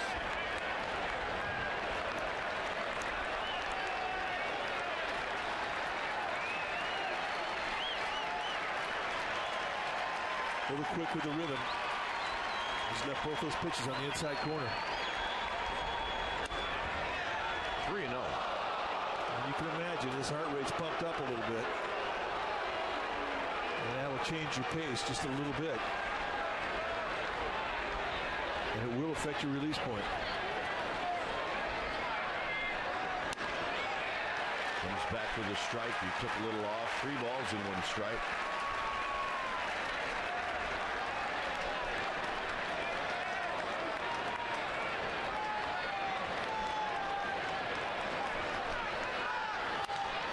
Left field, hit well. Bowker, he's got room.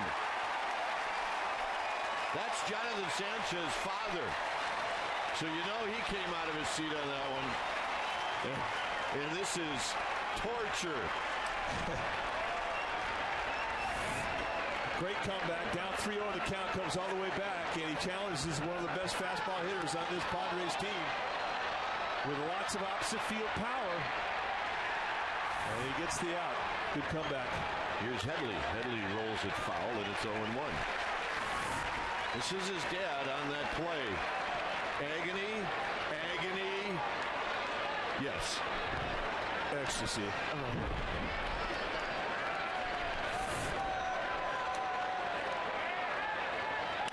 On the ground, Uribe.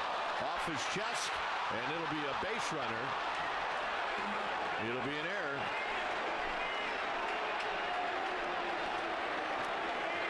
Official scorer very quickly made the call. It's an error. And Whiteside going to come out.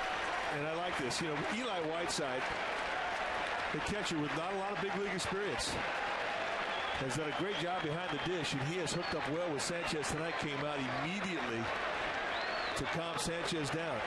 Get his focus back. For the first time tonight with 1 out here in the 8th, Sanchez is going to work out the stretch.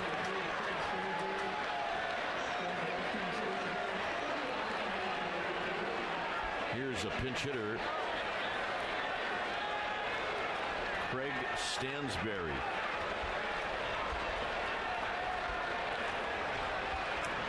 Stansberry to the backstop. That's, like Mike said, the first time he's thrown out of the stretch. And the longer it takes you to get in the stretch, the harder it is to find a rhythm once you're in it. Because when you don't come out and start working in the stretch between innings when you're getting loose to go into your inning. I mean, really, the last time you were in your stretch is when you were working prior to the game, getting loose. It takes a couple of pitches, and that's when you're vulnerable. Popped out of play to even the count. 1 ball and 1 strike.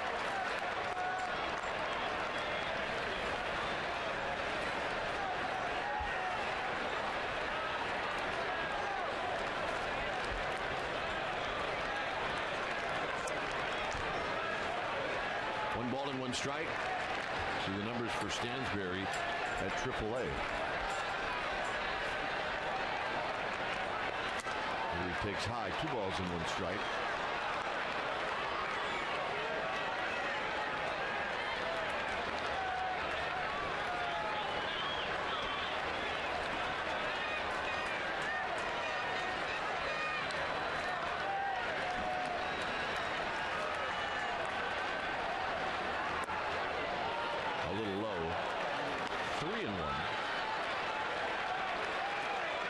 Take there for Stansberry. I mean, you just called up from AAA and you're up there in the pitch hit role. You want to hit. To lay out that 2-1 teaser below the zone, that's a pretty good take.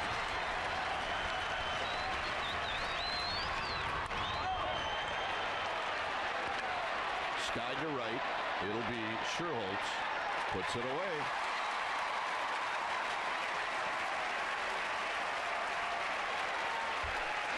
Sportsnet Central tonight at 10:30, and the hitter is Eliezer Alfonso.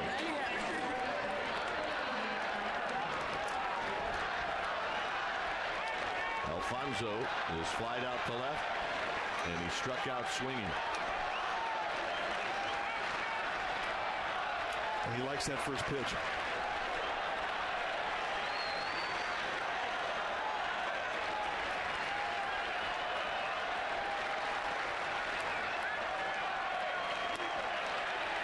Strike one. Another wicked breaking ball. They stayed away from his tendency, and on the 95th pitch of this ball game for Jonathan Sanchez, his curveball looks as good as ever, and he steals strike one.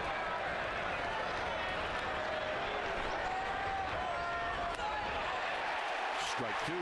Backs it up. I mean, the Giants know the hitting philosophy of Alfonso. They know he sits fastball. And they've stayed away from that fastball here the first two pitches to gain an 0-2 advantage. And now you can go buzz right across the top of his shoulders, and he will chase. They'll chase on both sides of the zone, up and down. And fouled at the plate. It's a little bit too much strike zone right there. You're heading to count 0-2 to a wild swinger who will chase in the dirt. He'll chase above the shoulders. This is a little too close to the strike zone.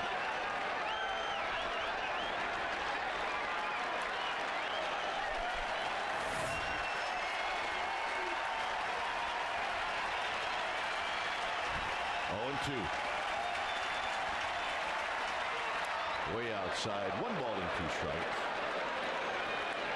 Reach back there. Tried to add your fly that front shoulder. Takes you out of your ribs just a little bit. What he has done tonight so beautifully, when he has gone out of rhythm with one pitch, he's been able to get back into a good arm slot on the next pitch.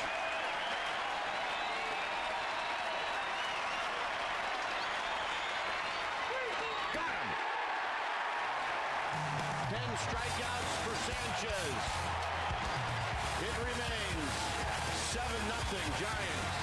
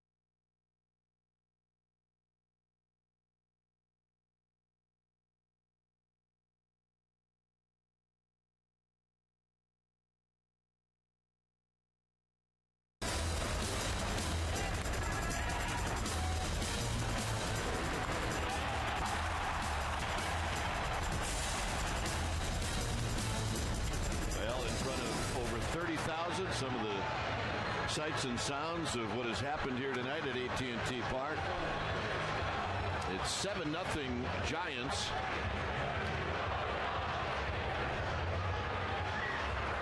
Jonathan Sanchez, right now, he's Steve Martin. He's the lonely guy. He is the lonely guy. And nobody wants to go near him. And it has not affected him one bit. His focus has been sensational tonight. He's been able to hold his concentration. And now he'll watch Ryan Webb, who just became a Padre. July 5th, he was in that deal with Oakland that sent Scott Hairston to Oakland. And they say this guy's stuff is fantastic. Here's Bowker. Bowker looks at a strike. 98-mile-an-hour fastball right out of bed. How do you do? Bowker, Uribe, and Whiteside in the 8th. Good breaking ball, and it missed. 1 ball and 1 strike. I did miss. He just didn't get it. Padres bench is woofing big time on Brian Runge. Runge has not missed many tonight. He's umpired a very clean game.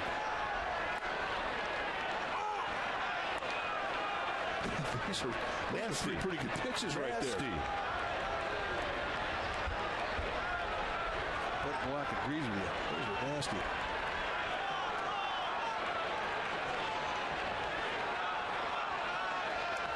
And Bowker will as well, as he is tagged out. 1 out here in the 8th inning.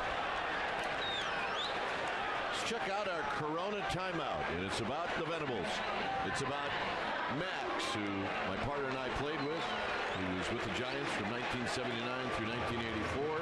And then his son to the right, Will Venable, his 2nd season with San Diego. He's got a .236 lifetime batting average. The Venables, Max and Will. That's our Corona timeout. Here's Uribe. Uribe, 2 for 3. Chopper over the bag. Rodriguez, not in time. It'll be a base hit and an infield hit for Uribe. Tom Hallion on the call. Tonight it's all about Jonathan Sanchez on the mound and his old man in the stands watching him throw.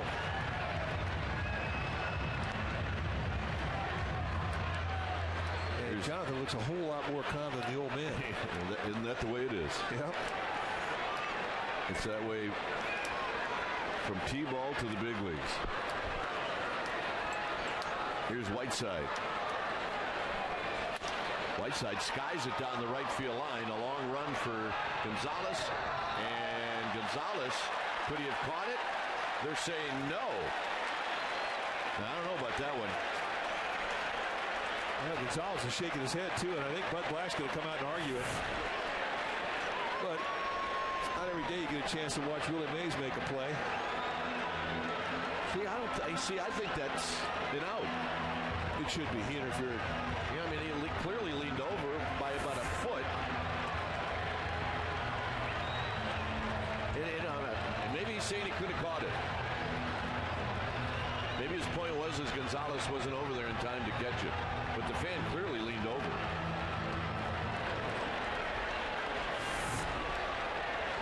Well, he's there plenty of time. I mean, it would have been a nice play. He would have been very close to the wall, but we'll never know. That's interference. So Whiteside catches a break. It's no balls and 1 strike.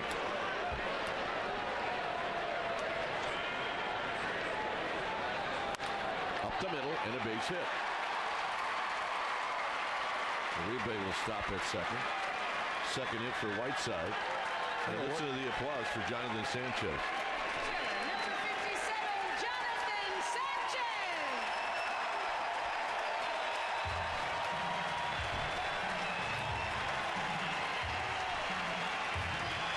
Well, Tim Flannery has nicknamed Jonathan Sanchez the Spaniard.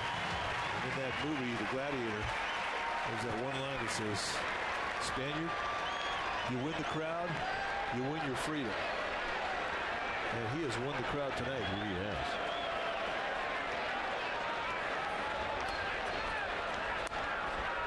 On the strike.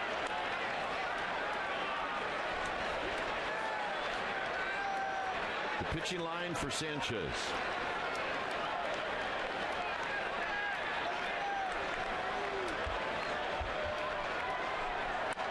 Out of play, 0-2.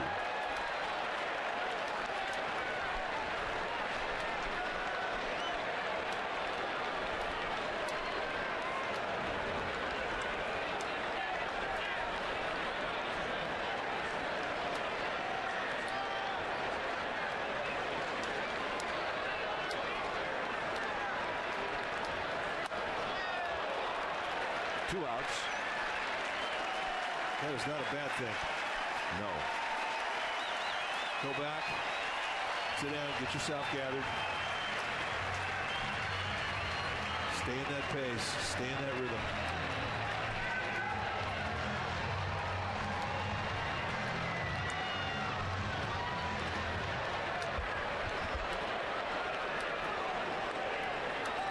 A couple guys in that Giants bench have been through that walk before. Dave Righetti.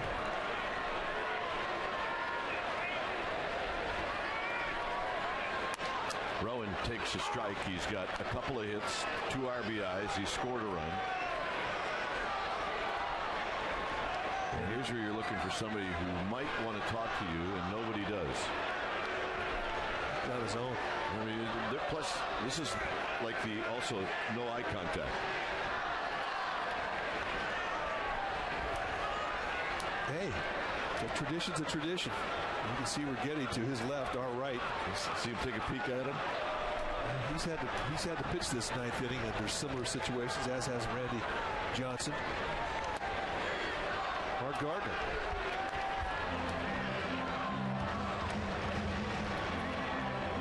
Mark Gardner went through 9 innings without allowing a hit. Allowed 2 hits in the 10th.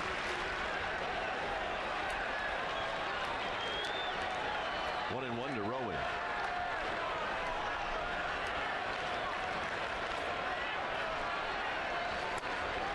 Just outside.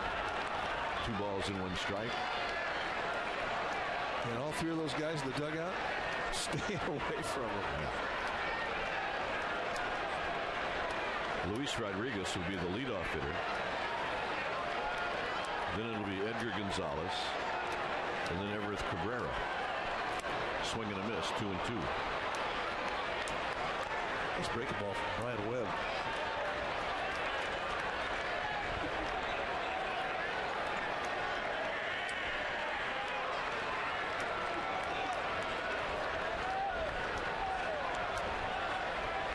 We talk about what's going on in the mind of Jonathan Sanchez. You played in this game when Lynn Barker had his perfect game. What's it going on in the mind of the players behind him? Oh, man. Concentration is incredible.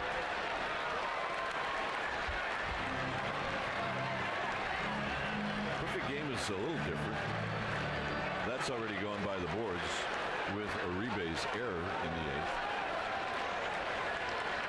Still, you make an error in a game like this in the 9th inning, you want outs. Up the middle and a base hit for Rowan, his 3rd hit. Uribe's going to score, and it's 8-0.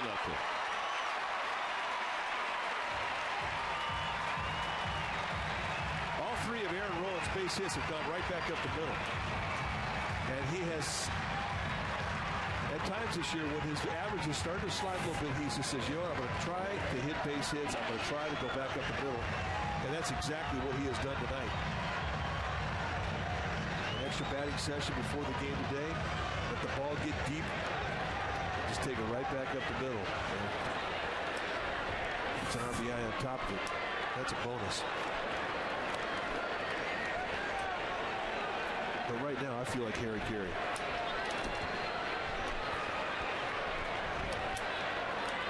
Here's Nate Scherholtz.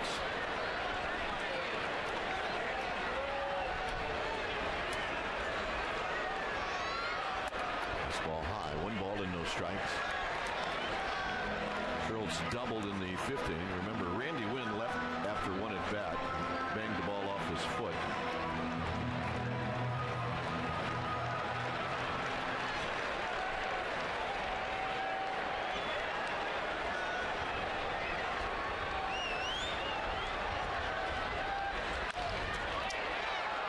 Rodriguez will make the play, and that ends the inning. Here comes Sanchez. We will go to the 9th.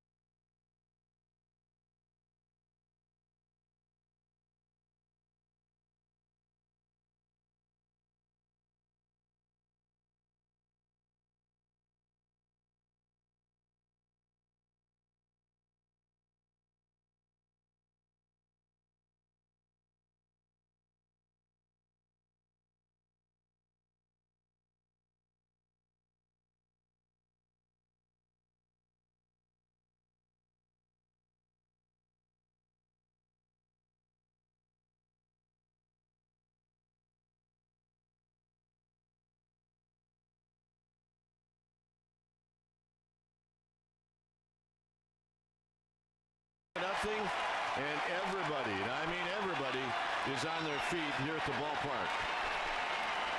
And it'll be Luis Rodriguez. And a strike, and it's 0-1. How many times have we seen that tonight where they have stolen strike one with the breaking ball? They've mixed the slider and the curveball. Eli Whiteside has been masterful at his signal calling.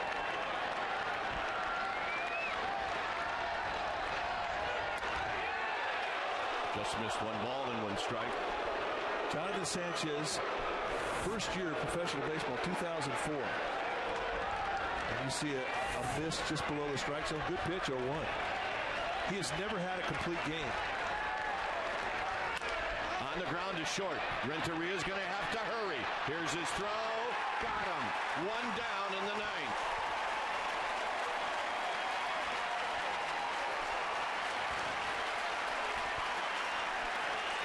Used the breaking balls to set up the fastball. And it was going to be a quick exchange, glove hand to bare hand, and he makes it effortlessly. 1 down.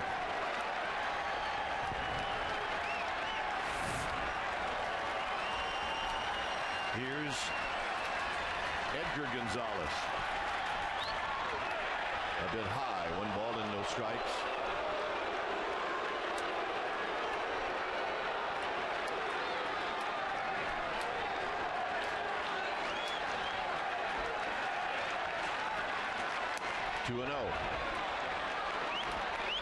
The fact that this is not a 1 or 2 run game is significant. You do not have to come into the strike zone. You don't. Well, you certainly don't have to get into the strike zone at a 2-0 count.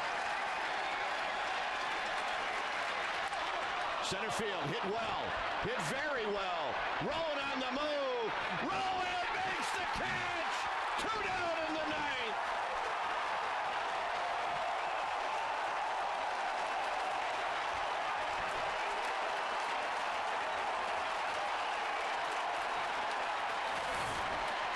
Aaron Rowan, who 2 days earlier made the play of the year, taking on the center field wall, does it again on a ball that was just crushed, goes back and slams up high against the wall, and he's 1 out away. That's right, Jonathan Sanchez, 1 out away.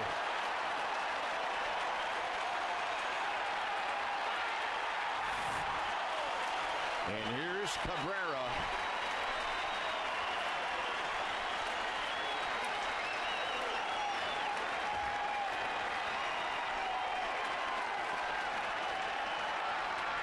Cabrera bluffs a bunt, and he takes the ball. 1 ball and no strikes. I'm not sure the people in attendance are digging that. Well, Renteria came streaking in from short.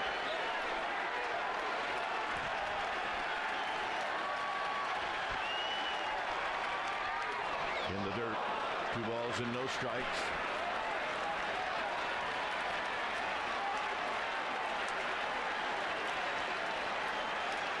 Take a walk. Regroup. See the pitch before you throw it.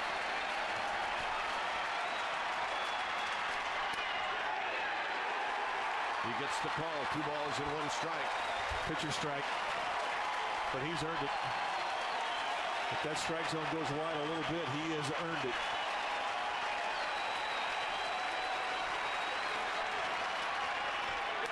On a play, 2-2. And now, this crowd will behind Jonathan Sanchez. Now he saved the breaking ball. They've got the 2-strike count they've been looking for, and that has been his money pitch, his go-to pitch all night long.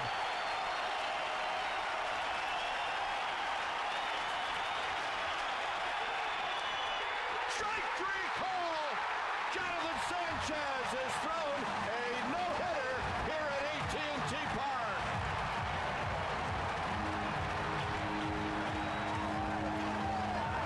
As the Giants come storming out of their dugout, and the last one to join the pile is the big unit.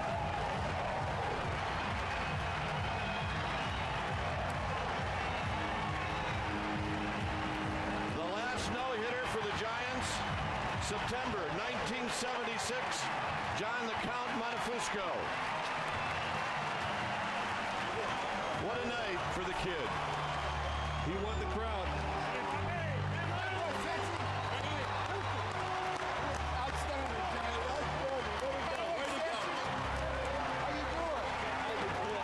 Nice going, kid.